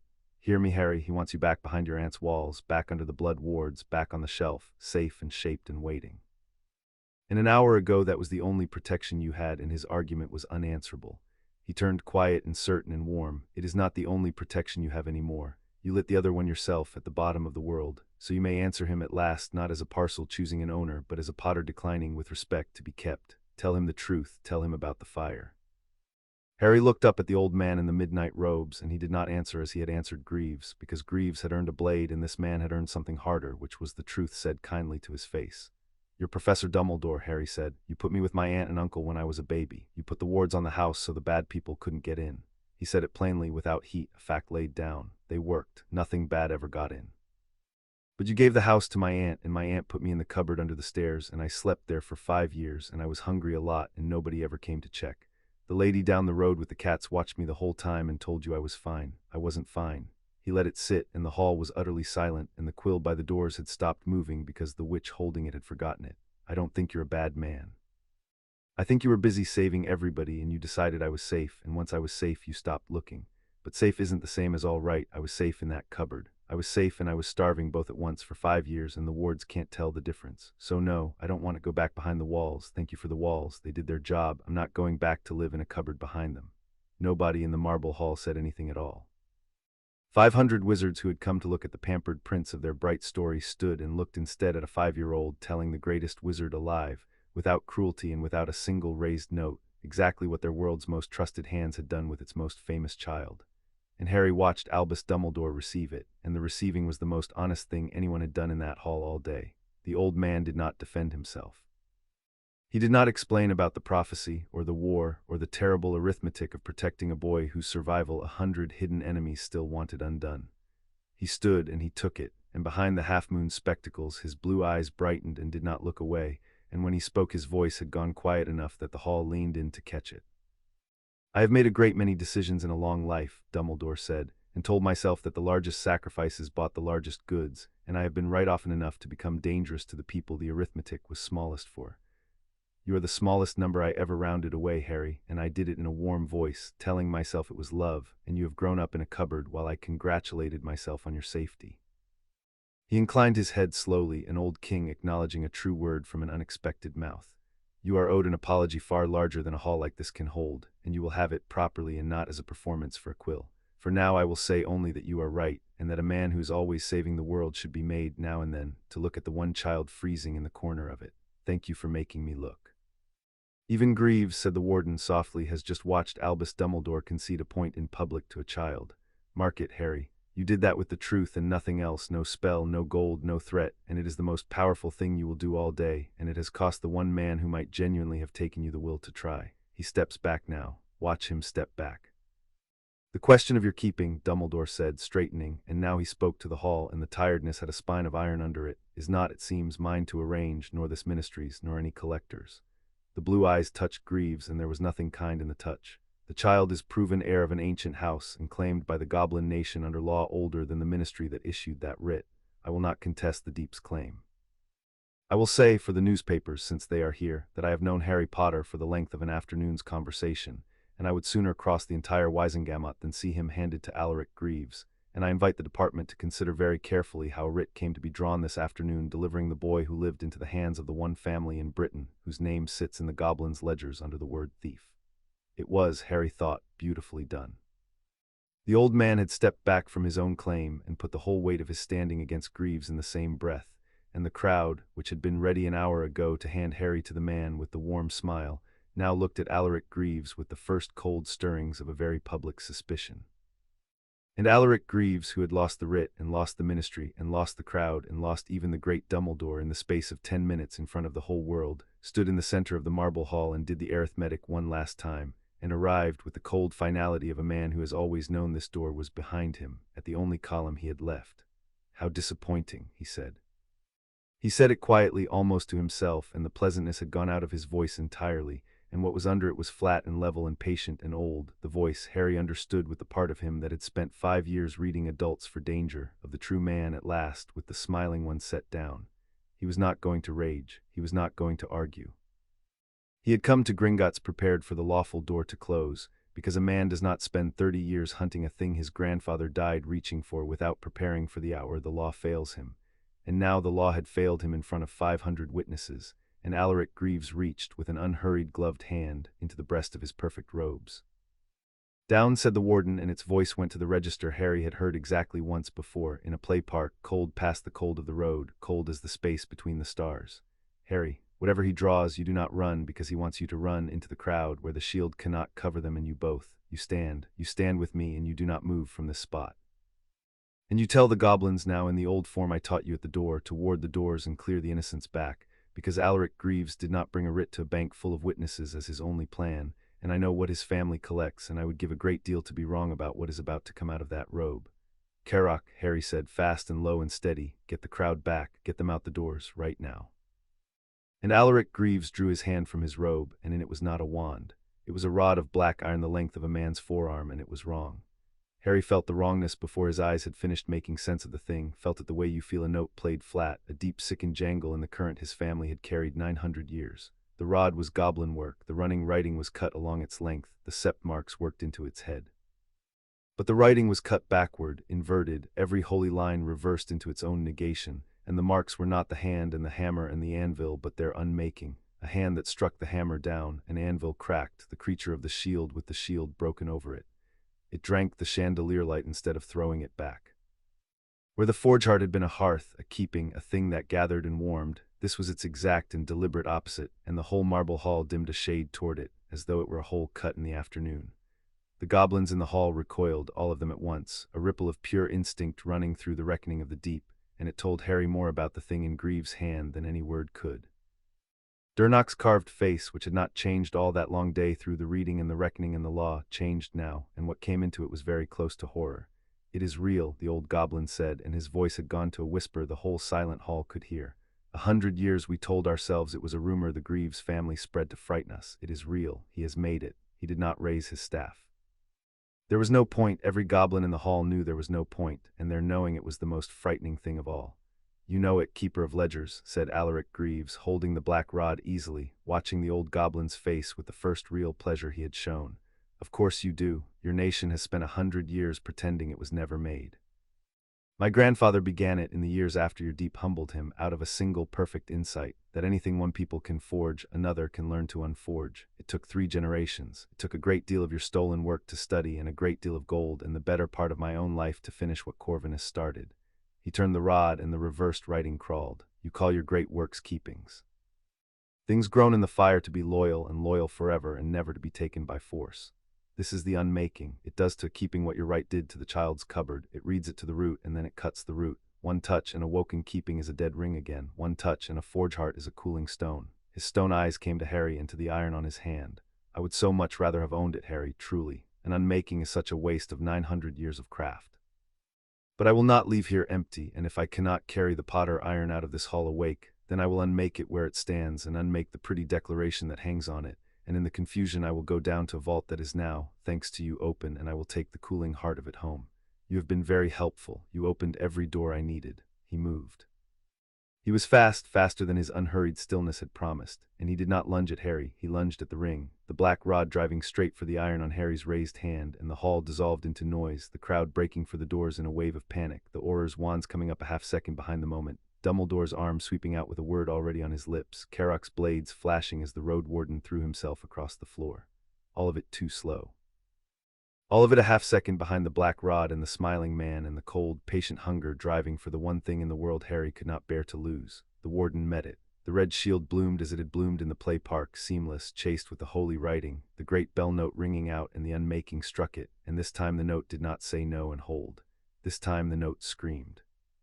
Where every curse the gray man had thrown had broken on the shield and run off it in dying sparks, the black rod bit in. It touched the curve of red light, and the light did not turn it aside. The light where it touched went gray, went silent, began to unmake, the running writing guttering out along the shield in a spreading stain of wrongness, and Harry felt it through the ring, felt it in the marrow of him. A cold, cutting agony that was not his own and was worse than his own. The pain of a 900-year-old thing being read to its root by the one force in all the world made to end it. The hall tried to save them and could not. Dumbledore moved first and fastest, a curse of white fire leaving his wand before any Auror had found the word, and it struck Alaric Greaves square between the shoulders, and it should have ended him, and it did not. The unmaking drank it. The black rod pulsed once, and the white fire guttered and went gray and died against the collector's back, and Greaves did not so much as glance round, because the thing in his hand ate the works of wizards as readily as it ate the works of goblins, and Albus Dumbledore, greatest wizard alive, stood in the marble hall and watched his own power fail against a rod of unmaking for the first time in a lifetime of never failing, and Harry saw the old man's face and knew that he had understood. In that instant, exactly what Greaves had spent 3 generations building. The Auror's curses came and slid off and did nothing. Carrock and the goblins could not close. The road warden checked his lunge astride from the rod, because goblin still driven against the unmaking would only feed it, would unmake in his hand and take his arm with it, and Carrock knew it and snarled and turned instead to the fleeing crowd, throwing himself into the panic, hauling the slow and the fallen back toward the doors, clearing the hall the one way that mattered, because the shield an inch from Harry's hand could not cover 500 running strangers and the child both. In the space of 3 heartbeats, the whole power of the wizarding world had thrown itself at Alaric Greaves and slid off him like rain off slate, and the hall had emptied of everyone who could not help, and what was left in the ringing red and gray light was a collector, a rod that unmade, a spent ring screaming, and a 5-year-old. It was down to them. It had always, Harry understood, been going to come down to them. Harry, said the warden, and its voice was not cold now and was not dry now. Its voice was strained to the breaking edge of itself, holding, but only just, the unmaking grinding into the shield an inch from Harry's hand and the gray stain spreading. Listen to me. I cannot both shield you and break this. It is made to end me, and it is very good at its work, and I am not what I was this morning. I spent myself at the vault door, and I have not the deep in me to spare. If I hold the shield, it eats through me, and slowly, and it reaches you. If I strike it, I must drop the shield, and he has Aurors and a broken crowd and a rod that unmakes at a touch, and I cannot be sure I can cover you in the striking. The note screamed on, guttering. I have kept you all your life from ever being alone in a room, and I have kept you today from a starving door, and I would keep you from this if there were a way that spent only me, and there is not, and I will not lie to you even now. So I am going to ask you the hardest thing I have ever asked, and I am going to ask it in the half-second we have, and I need you to be, one more time, the cleverest child in Britain. The black rod ground deeper. The gray stain reached the inner face of the shield. Alaric Greaves leaned his whole weight into the unmaking with the patient smile of a man watching a lock finally give, and the hall was chaos and fleeing and too slow, and Harry Potter stood at the eye of it with his guardian screaming on his hand and the one thing he could not lose being cut, root and branch, an inch from his own skin. Tell me, Harry said. Whatever it is, tell me and I'll do it. The Forge Heart, said the warden. It is open now and relit, and it covers your blood, and it is the one fire in Britain older and deeper than the thing in his hand. I cannot reach it from here. I am iron and spent and pinned. But you are Potter blood, and it is yours, and it lit for you once already today when you stood in its light. Reach for it, Harry, down through the floor, down the deep, the way you reached into the current under your palm in the cupboard, the way you held still at the vault. Do not pull it up. You cannot, it is too great, and you are too small. Reach down and take hold of one thread of it, the way you took hold of the button, and lay that thread into me into the shield, and let the first fire and the last iron stand together against the unmaking, and we will see, the two of us in the fire your great-grandfather died for, whether anything Greaves' rotten house has ever forged can stand against a hearth defended by the child it keeps. The note screamed and held, and the stain crept. Now, Harry. There is no more time. Reach down and open the door one more time, and this time do not open it for a thief. Open it for us. And Harry Potter, 5 years old, standing in the ruin of the afternoon with his guardian dying on his hand and the whole cold weight of the house of Greaves bearing down to take the last warm thing he had, closed his eyes in the screaming light and reached down through the marble floor of Gringotts, down past the vaults and the dragon deeps and the deep road, down to the bottom of the world where a stone the size of a loaf burned with the first fire and had been waiting since he lit it to be needed. He took hold of the fire. Chapter 6 and Chapter 7, what the ring shields the fire came up. Harry had reached for it the way the warden had taught him to reach for the button, gently, not grabbing, laying his attention against the deep and finding the one thread he could hold. but the forge heart was not a button, and when it felt the hand of the child who had lit it close around a thread of its fire, it did not give him a thread. It gave him the whole of itself all at once, the way a thing that has waited 100 years to be needed gives everything the instant it is asked. And the first fire of the founding of the world came up out of the bottom of the deep and up the long dark of the vaults and up through the marble floor of Gringotts and into a 5-year-old standing spent in a ruined afternoon, and Harry Potter became, for the space of the next half-minute, the channel through which the oldest hearth in Britain poured itself out to keep what it was made to keep. It should have killed him. A grown wizard, a great one, would have been burned to nothing in the first instant, a straw in a furnace. It did not kill Harry, and the reason it did not kill him was the reason none of it could have happened to anyone else in the world. The fire was his. It had been woven 100 years ago to cover Potter blood, and here at last was the Potter it had been widened for, opening the door and standing in the flood with the iron of Baragnuck on his hand, and the fire did not burn the child it had crossed an age to reach. It filled him. It poured up through him, and it did not consume him, because a hearth does not burn the family it keeps, it warms them. And Harry stood in the heart of the first fire and was warmed all the way through to the marrow, to the soul. The cold folded up years of the cupboard opening and burning clean away in a heat that had no wish in it anywhere except to keep him. And for one stretched instant, standing in the flood of it, Harry saw, not with his eyes were shut against the light. He saw the way the ring had let him see the forging, in the bowl in the counting halls, a knowing that came in through the blood. He saw the deep entire, all of it at once, the tiered forges burning up the unseen walls, the rivers of molten light, the sealed vault opened at the bottom of the world, and the heart on its plinth pouring itself up the long dark toward him. And he saw, further down still, past the making of the ring and the founding of the nation, to the first hour, the hour the goblins drew the first fire up out of the living heat of the world and did not spend it and did not sell it, but kept it, banked it. Made of it a hearth against every cold age that was going to come, and he understood, in the one stretched instant before the fire reached the ring, that he was holding in his 5-year-old hand the oldest kept promise in Britain, older than wands, older than the wizards who thought themselves the eldest thing in it. A promise the deep had made to itself at the beginning that the fire would never go out and never be turned into a weapon and never, ever be refused to a thing that came in from the cold. He was that promise's inheritor. He was the doorway it had been waiting to be poured through. And the fire came up through him not because he had seized it, but because 100 years ago a stubborn man had made it a keeping wide enough to include a child not yet born, and the child had come at last, and the promise was being kept. And through him, up his arm into the ring, the fire reached the shield. The warden had been dying. The unmaking had ground an inch from Harry's hand, the gray stain spreading across the red light, the great old keeping being read to its root and cut, the bronze voice screaming its failing no. Then the first fire came up through the child and into the iron, and the warden, spent to the edge of ending a heartbeat before, drank the fire of the forge that had grown it 900 years ago, and woke. It woke the way the sun comes up. The gray stain of unmaking stopped and held, and then began to burn away from the inside, the guttered writing relighting line by line down the shield, the red light going gold, going white gold, going to color that had no name in the world above because nothing in the world above had ever been that bright and that kind at once. The bell note which had been screaming changed. It did not shout no any more. It began, low and vast and rising, to sing. Alaric Greaves felt the change come up the black rod, and for the first time in the whole long day the certainty went out of his face. He had built his life on a single perfect insight that anything one people could forge, another could learn to unforge, and it was true, and it had made him the most dangerous collector alive, and it had one flaw, the same flaw his grandfather's genius had carried to the bottom of the deep and died beside, and Alaric Greaves discovered the flaw in the instant it destroyed him. The unmaking cut the root of a keeping. It found the bond between a made thing and its loyalty, the thread that tied a forged blade or a woken ring to the hand it served, and it severed that thread and the keeping fell dead. It was flawless against anything the deep had ever made, because everything the deep had ever made was bound in loyalty to a keeper, everything except a hearth.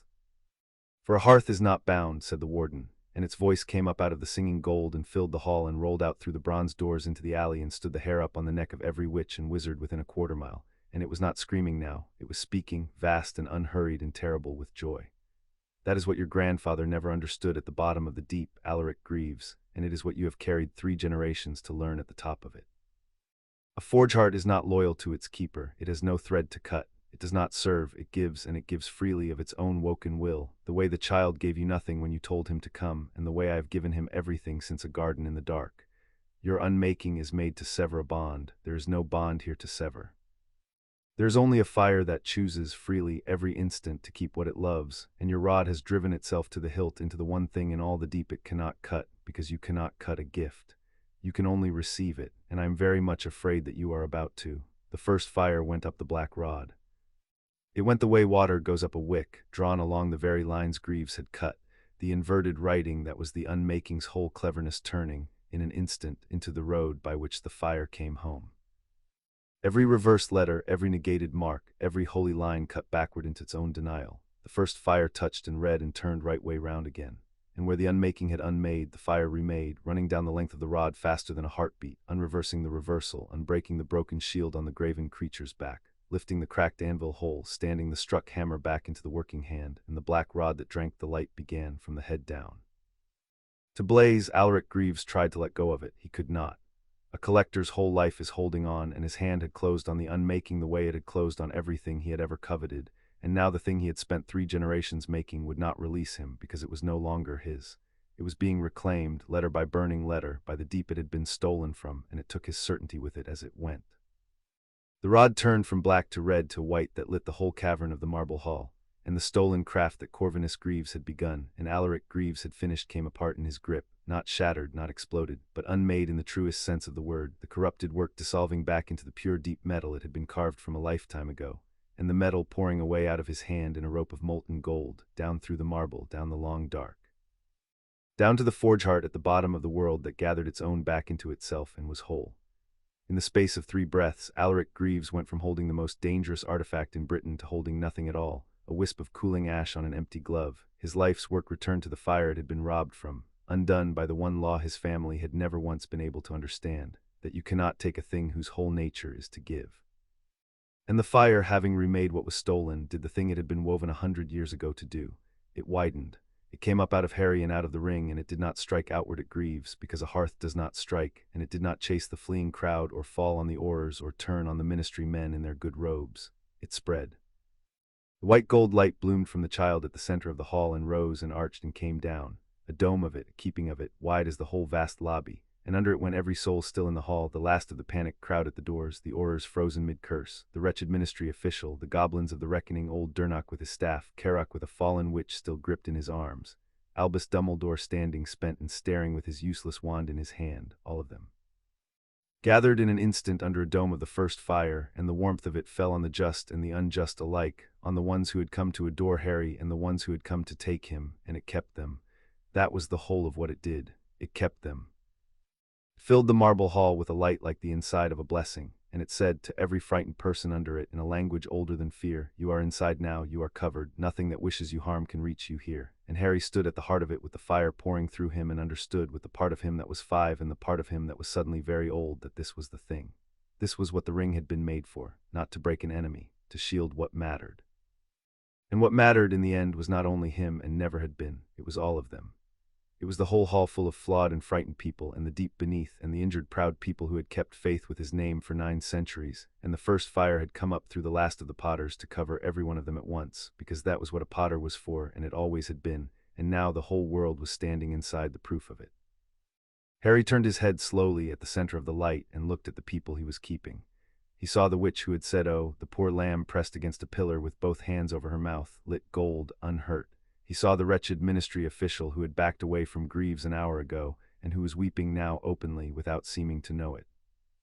He saw the 4 aurors with their wands still half raised and nothing left to point them at, standing in the warmth like men who had walked out of a blizzard into a lit room. He saw Carrock on one knee, with the fallen witch he had hauled from the crowd still gathered against his chest, and the road warden was looking not at the danger but up at the dome of first fire with an expression on his hard face that Harry had no name for and would carry the rest of his life. He saw old Durnock with his staff and his 100 years, lit from above, his carved cheeks wet. And he saw Albus Dumbledore, the greatest wizard alive, standing spent and empty-handed in the light of a fire he could not have made and could not have stopped, looking at the child at the center of it, and there was on the old man's face the particular stillness of a person watching something he had spent a long life believing impossible turn out, after all, to be real. They had come, half of them, to take him. They had come to arrange him, to spend him, to own him, to pity him, to write him down. And he was keeping them anyway, everyone, the ones who loved him and the ones who did not, because the fire did not check a person's account before it warmed them, and neither, Harry understood, standing at the heart of it, did he. That was the whole of what his family had ever been, not the loudest, nor the richest, nor the most feared. Ones who stood in the doorway when the fire was going out and held it open and let everyone in behind them, friend and stranger and enemy alike, because a doorway held for only the deserving is not a doorway at all, it is a gate, and the Potters had never once in 900 years been gatekeepers. Alaric Greaves, alone at the center of it with ash on his glove and his certainty gone, understood that he had lost and reached in the last of his ruin for his wand. He got it halfway up. The curse never came. He stood inside the dome of the first fire, inside the keeping, and the keeping did not permit him to harm the child at its heart any more than the shield in the play park had permitted a hireling's curse. And his wand arm slowed and stopped and would not obey him, held not by force but by the simple and total refusal of a hearth to let its family be hurt in its own light. And Alaric Greaves stood frozen with his wand half raised and his life's work turned to ash and the whole watching world beginning. At last to understand exactly what he was. Enough, said the warden, and the singing gold gentled, and the terrible joy in the great voice folded down into something quieter and no less final. It is finished, Alaric Greaves. Your grandfather fled the deep with the mark of the thief on his house, and you have brought that mark back to the deep and added your own to it in the light of day in front of the whole of your world, and there is no smile left in your family's account to spend. You came to unmake a keeping, and you have unmade only yourself. Aurors of the ministry, keepers of the deep. He is inside the fire's keeping with the rest of you, which means he cannot harm the child, and it also means he cannot flee. Take him. He is yours to try, above and below both, and the ledgers of 100 years are open for the reading. The Aurors, released from the spell of the moment, moved. They took Alaric Greaves by both arms, and he did not resist, because there was nothing left in him to resist with, and as they turned him toward the doors, Durnock stepped into his path and looked up at him with 400 years of patience and 100 years of a debt come due. My people told ourselves your family's weapon was a rumor, the old goblin said, and we were wrong, and it cost us a night of terror to learn it. But hear the reckoning of the deep, Alaric Greaves, and carry it with you wherever they cage you. The account your grandfather opened at a vault door is closed this hour, and it is closed in our favor, and it is closed by the hand of the child your family spent 3 generations trying to own. You reached for the Potter fire twice your house across 100 years. Both times it burned your hand. Take that down to whatever dark you end in and understand it if you can. You were never going to win. Not against a thing that gives, your kind never does. The fire went home. It did not snap out. It receded the way a tide goes, unhurried, having done its work, drawing back down out of the dome and out of the hall and out of Harry, back down the long dark to the heart at the bottom of the world, and as it went it left the marble hall warmer than it had found it, and quieter and changed. The white gold light dimmed to gold and the gold to the ordinary glow of the chandeliers, and the great singing note sank back into the rock until it was only the far breathing of the forges again, patient, endless, kept. And Harry Potter lowered his right hand, which he had held up since a curse first came at him across a play park a lifetime and an afternoon ago, and found that he was still standing and still himself and warm, and that the iron of Baragnuck on his finger was whole. He was so tired he could feel it in his teeth. He sat down on the marble floor not gracefully, a 5-year-old at the end of the longest day anyone had ever had, and he looked at the ring, and the ring looked back at him in the only way it could, which was to be warm and to be there and to have kept every single promise it had ever made him. You're all right, Harry said. He had meant it as a question. It came out as something surer. I'm all right, said the warden, and the dryness had come back into it, and under the dryness a depth Harry had not heard before, the sound of a 900-year-old thing that had just been remade in the fire that first grew it. Better than all right. I have drunk the first fire, Harry, which no keeping has done since the day I was forged, and I am younger tonight than I was this morning, which is a thing I did not expect to say again in this age of the world. The warmth turned and settled close and certain. And you are alive. That is the account that matters, and it balances, and I find I do not want to look at any other account for a little while. You held still. At the vault, and here, with the whole weight of it coming down on you, you held still, and you reached, and you did the thing I asked in the half-second we had. I have counseled lords, and I have counseled kings. I have never once been prouder of any of them than I am, this minute, of a 5-year-old sitting on a bank floor too tired to stand. Well done, Harry. Around them the hall was coming back to itself. The crowd had stopped fleeing and hung now at the doors and the windows, silent, staring, a world that had come to look at a legend and had watched, instead, the last of the Potters stand in the middle of a nightmare and cover them all in fire. The Aurors had Greaves. The ministry men were finding too late a great many urgent things to do, and across the marble floor slowly, leaning a little on a stair rail he did not truly need, came Albus Dumbledore. He stopped a few feet from where Harry sat, and he did not loom, and he did not reach out. He lowered himself with the care of the very old until he was sitting on the marble floor as well, an old man in midnight robes folding down to the height of a tired child, so that they looked at each other level, eye to eye in the emptying hall. I owe you an apology, Dumbledore said, and I have decided not to make it here, because an apology owed to you is not a thing to be spent for a watching crowd, and you have had quite enough of grown men using your suffering for an audience today. So I will make it to you properly in a quiet room over as many afternoons as it takes, and I will not ask you to accept it, only to hear it. But there is one thing I must ask you now, and it cannot wait, and I am going to ask it plainly, because I think plainness is the only currency you trust, and I think you have earned the right to it." The blue eyes were steady behind the half-moon spectacles. "You are not going back to the cupboard. I want you to hear me say those words. Whatever else is decided by me or by the ministry or by the deep, you are not going back behind those walls, and you will never sleep under those stairs again. That much I can promise you in this hall tonight and mean it. Now, will you let me help find you a home, a true one, not a fortress with a starving child inside it, a home?" Harry looked at the old man on the floor in front of him, and he did the thing he always did, which was to look for the trap, the catch, the place where the kindness turned into a leash. And the warden, warm on his hand, was quiet, letting him look, because it had taught him to read faces to survive, and it was not going to read this one for him. "I've got questions first," Harry said. "The ring said it's my guardian in craft, in your law and their law both. Is that true, or was that just for beating Greaves?" "It is entirely true," Dumbledore said, "and I would not have believed it this morning, and I have spent the afternoon watching it be proven past any argument. The ring on your hand has legal standing as your guardian under the oldest treaty we keep. No one, Harry, may place you or move you or shelve you or spend you without its consent, and it will die before it gives its consent to your harm, and everyone who matters now knows it. You are the most protected child in Britain, not because of me, but because of what you woke in a garden and what you lit at the bottom of the world." "Then here's how it works," Harry said, and his voice was steady, because he had decided long ago it always would be, and it did not waver even now at the end of everything, on a bank floor, with the greatest wizard alive sitting at his level and waiting. "You help me find a home, a real one like you said. But the ring comes with me always, and the ring gets a say in where, and if the ring says a place is wrong, we don't go there, and nobody ever decides anything about me without me in the room. Not you, not the ministry, not the goblins, me and the ring, those are the terms."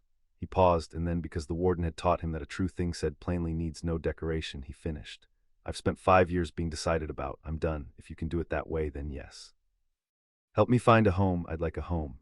Something moved across Albus Dumbledore's tired old face, and it was not calculation for once, or not only calculation. It was the look of a man who has been handed by a 5-year-old a better arrangement than he himself would have thought to offer, and has the grace to know it.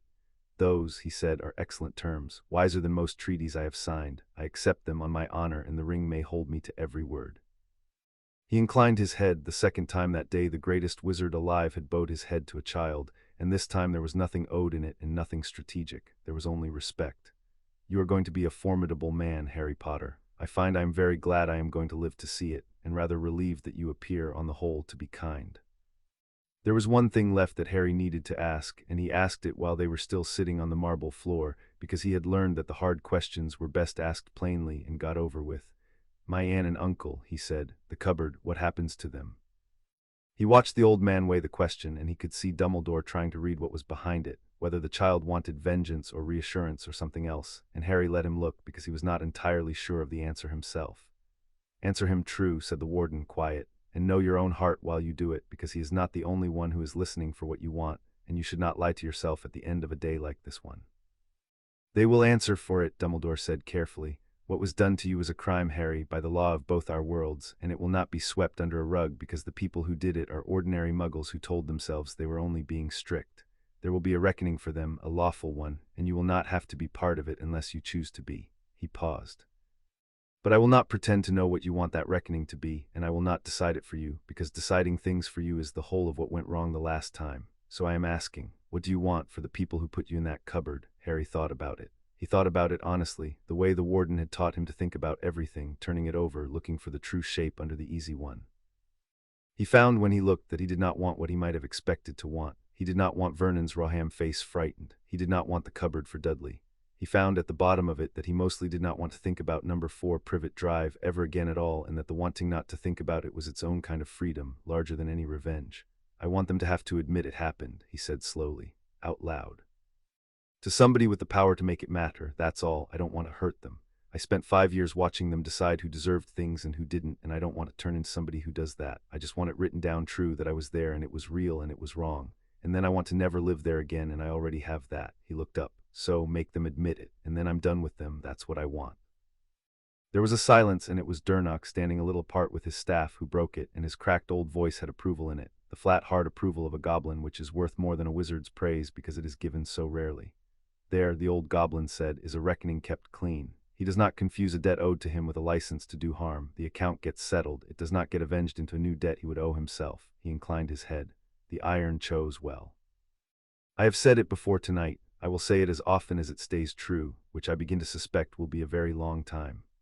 Carrock came then out of the emptying hall and stood before Harry, and the road warden who had come up out of the deep road a month ago and priced a starved human infant, and found him wanting looked down at that same child now, with nothing of the old dismissal left anywhere in his hard face. I did not believe you at the play park, Carrock said, without preamble, because goblins do not preface. I climbed the stair to prove my elder wrong and go back to my forge. I have been at your shoulder from a Surrey park to the bottom of the world and back to this hall, and I have watched you face a shadow man, and a treaty keeper, and a sealed door made to drink you, and a rod made to end the iron, and I have not once seen you flinch when it counted, though you are 5.5 of it should have broken a grown warrior. He drew one of his blades and reversed it and offered it across his own forearm, hilt toward Harry, which Harry did not understand, and the warden, warm on his hand, plainly did. Take it, said the warden very low, and there was something almost reverent in it. He is offering to be your road warden, yours. It is not done for wizards, Harry. It has not been done for a wizard in longer than I have been awake. Take the hilt and say his name and mean it. Harry reached out and closed his hand around the offered hilt, and it was warm from the goblin's grip and heavier than he expected, and he looked up into Carrock's black eyes and said his name the way the warden had taught him to say his own, with no apology in it anywhere. Carrock of the Third Deep, Harry said. I'd be glad of a road warden, thank you for climbing the stair. I did not climb it for you, Carrock said, taking his blade back and sheathing it, and the corner of his hard mouth moved a fraction, which from a goblin was very nearly warmth. I climbed it for the law, but I stay for you, Potter, and there is a difference, and you are clever enough to know it. He stepped back to his place, satisfied, a road warden with a road at last worth warding. Now let the elders make their speeches. You have earned the sitting down of it, and I have earned the standing behind you, and neither is nothing. They did not let Harry leave Gringotts that night as a matter of ordinary business, because nothing about the day had been ordinary, and because the Deep does not close an account of that size with a handshake and a receipt. When Dumbledore had risen and the Aurors had gone with their prisoner, and the crowd had at last been moved back out into a diagon alley already thick with the beginnings of a story that would run in every newspaper in Britain by morning, the goblins cleared the marble hall, and the High Reckoner came down from the counting halls in his robe of gold thread, and Durnock stood at his side, and Carrock stood at Durnock's, and they brought Harry. Too tired to walk far and carried the last of the way by a road warden who would have bitten anyone who remarked on it, to the raised floor of green stone where the reckoning was kept. There they set him down, and the whole of the Deep that could be spared came up quiet into the hall behind him, tier on tier, hundreds of black eyes in the lamplight, and the High Reckoner spoke the oldest words the nation had, and Harry, swaying with exhaustion, understood that he was watching a thing no living wizard had ever been permitted to see. 100 years ago, said the High Reckoner, the House of Potter stood surety for the goblin nation in its worst winter, and we gave that house a hold in the Deep and a share of our fire, and we called it, in the old tongue, the closest word we have to what your kind means by friend, though it means a great deal more to us and costs a great deal more to say. 100 years ago a thief broke that bond at a vault door, and a potter died sealing what the thief would have stolen, and the fire drew back, and the friendship went into the dark with the family that had earned it, and the nation grieved it and closed the ledger and did not expect to open it again. His cold eyes moved to Harry and rested there, and in them deep down was the same wet astonishment Harry had first seen on Durnock's face at a door in the Deep road. This day the ledger is open. This day the last of that house came down into the Deep and opened what was sealed and lit the fire back up for 2 peoples at once, and then stood in this hall and spent that fire freely of his own will to shield the whole of it, the just and the unjust, the crowd that adored him and the men who came to take him, and asked nothing back. There is no word in the wizard's tongue for what that earns a person in the reckoning of the Deep. There is a word in ours. He lifted his glittering hand. Harry of the House of Potter, the nation names you what it named your great-grandfather, not heir, not client, not the human child the ring chose, though you are all of those, friend of the Deep. The fire is yours, and the roads are yours, and the ledgers are open to you, and while there is a forge burning under the world, there is a hearth in it that keeps your name. It is the oldest thing we have to give, and we give it gladly, and we will not give it twice in your lifetime, because we will not need to. Once given to a potter, it does not go back into the dark. The hall did the thing it had done once before, the thing goblins do instead of applause. The whole reckoning of the Deep struck the flat of one hand once against the stone, a single vast concussion that Harry felt in the floor and the walls and the roots of his teeth. The sound of a nation setting its seal, and then silence, and then quietly Durnock came and stood before him, leaning on his staff, his carved old face gone soft in a way Harry suspected it had not gone in a very long time. I watched your great-grandfather die at that door, the old goblin said, and I have carried the account of it 100 years, and I did not think I would live to close it. I have closed it, you closed it, and I want to tell you a thing that is not in any ledger, Harry, of the House of Potter, and is only mine to say." He paused, and the shrewdness came back into his eyes, warm now, the shrewdness of an old creature who has decided to be fond and will not be argued out of it. When Carrock came up out of the deep road a month ago and reported that Baragnuk's iron had woken on a starved human infant, the council laughed at him. I did not laugh, but I did not in my oldest and most careful heart entirely believe. I believed the iron had woken. I did not believe a child could be worth what the iron had chosen. He inclined his head low, the bow he had given Harry at the door in the deep road, the bow a goblin gives to almost nothing in the world. I was wrong. It is not a thing I say often, and you may treasure it. The iron chose well. It chose better than any of us were wise enough to see. Go and grow up, child, and come back to the deep when you are grown, and we will have a very great deal to teach you, and I intend to be alive to do it out of pure stubbornness, because I find I would like to see how you turn out. "Thank you, Durnock," Harry said, and then, because a month of nights in a cupboard had taught him the goblin law of it, he added, "For the account kept true. 100 years is a long watch, you kept it well." And Durnock, keeper of the deep ledgers, who did not weep and did not pity and held both in contempt, turned his carved old face away for a moment before he answered, and when he answered his cracked voice was not entirely steady, and he did not seem to mind tonight that it was not. "Aye," he said, "it was a long watch, well ended."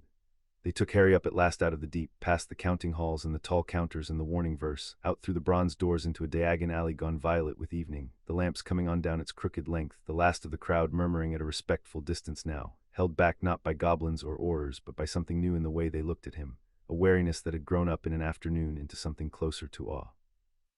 Dumbledore was waiting at the foot of the steps, and there was a plan for the night, a safe house and a warm bed and a proper meal, and the old man promised, no cupboard and no lock and no one who would ever again decide anything about Harry without Harry in the room. It would all begin tomorrow, the finding of the home and the terms and the patient undoing of 5 years in the dark. Tonight there was only a tired child on the steps of the oldest bank in Britain, and the evening and the ring.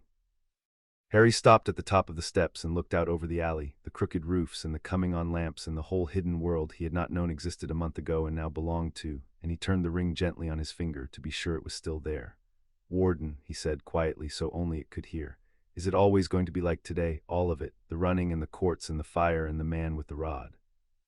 "No," said the warden, and it said it gently, warm on his hand in the violet evening. "Most of it is going to be far quieter than today, Harry, and a great deal of it is going to be dull, because the truth of a good life is that the enormous days are few and the ordinary ones are many, and the ordinary ones are where you will actually live. There will be years of them. Lessons and friends you have not met, and a school in the north with a great many staircases and little troubles that will feel enormous because you are young, and enormous troubles that will feel minor because you will have grown. I will be there for the whole of it, not only for the days with fire in them. For the dull ones too, which are the ones that matter most and which no one ever remembers to guard a child through. The warmth turned, close and certain, the hand at the back of a tired head. That is the truest thing I can tell you at the end of the longest day of your life. The fire was never the point. The point was never to have a weapon on your hand. The point was that you would never again wake in the dark and wonder whether anyone in the whole world was on your side. That is what I was made for, not the shield in the play park, nor the wall at the vault, nor the hearth in the hall. Those were only the loud ways of saying the quiet thing, and the quiet thing is this: you are not alone, Harry Potter. You have not been alone since a stone turned up under your fork in a garden, and you are not going to be alone again, not for the whole of your long life, and that is a promise older than the fire and stronger than it, and I will keep it every single day, the loud ones and the dull ones both, until the very last of them. Harry stood at the top of the steps in the violet evening with the whole of the wizarding world laid out crooked and glowing before him, and the last light of his family warm and awake and unbroken upon his hand, and he was 5 years old, and he was tired to the marrow, and he was, for the first time that he could remember, and for every day that was going to come after, kept. "Good," he said. "Then let's go home, Warden, wherever that turns out to be." He came down the steps toward the old man and the evening and the rest of his life. I've never had one. I want to see what it's like. Chapter 7 end.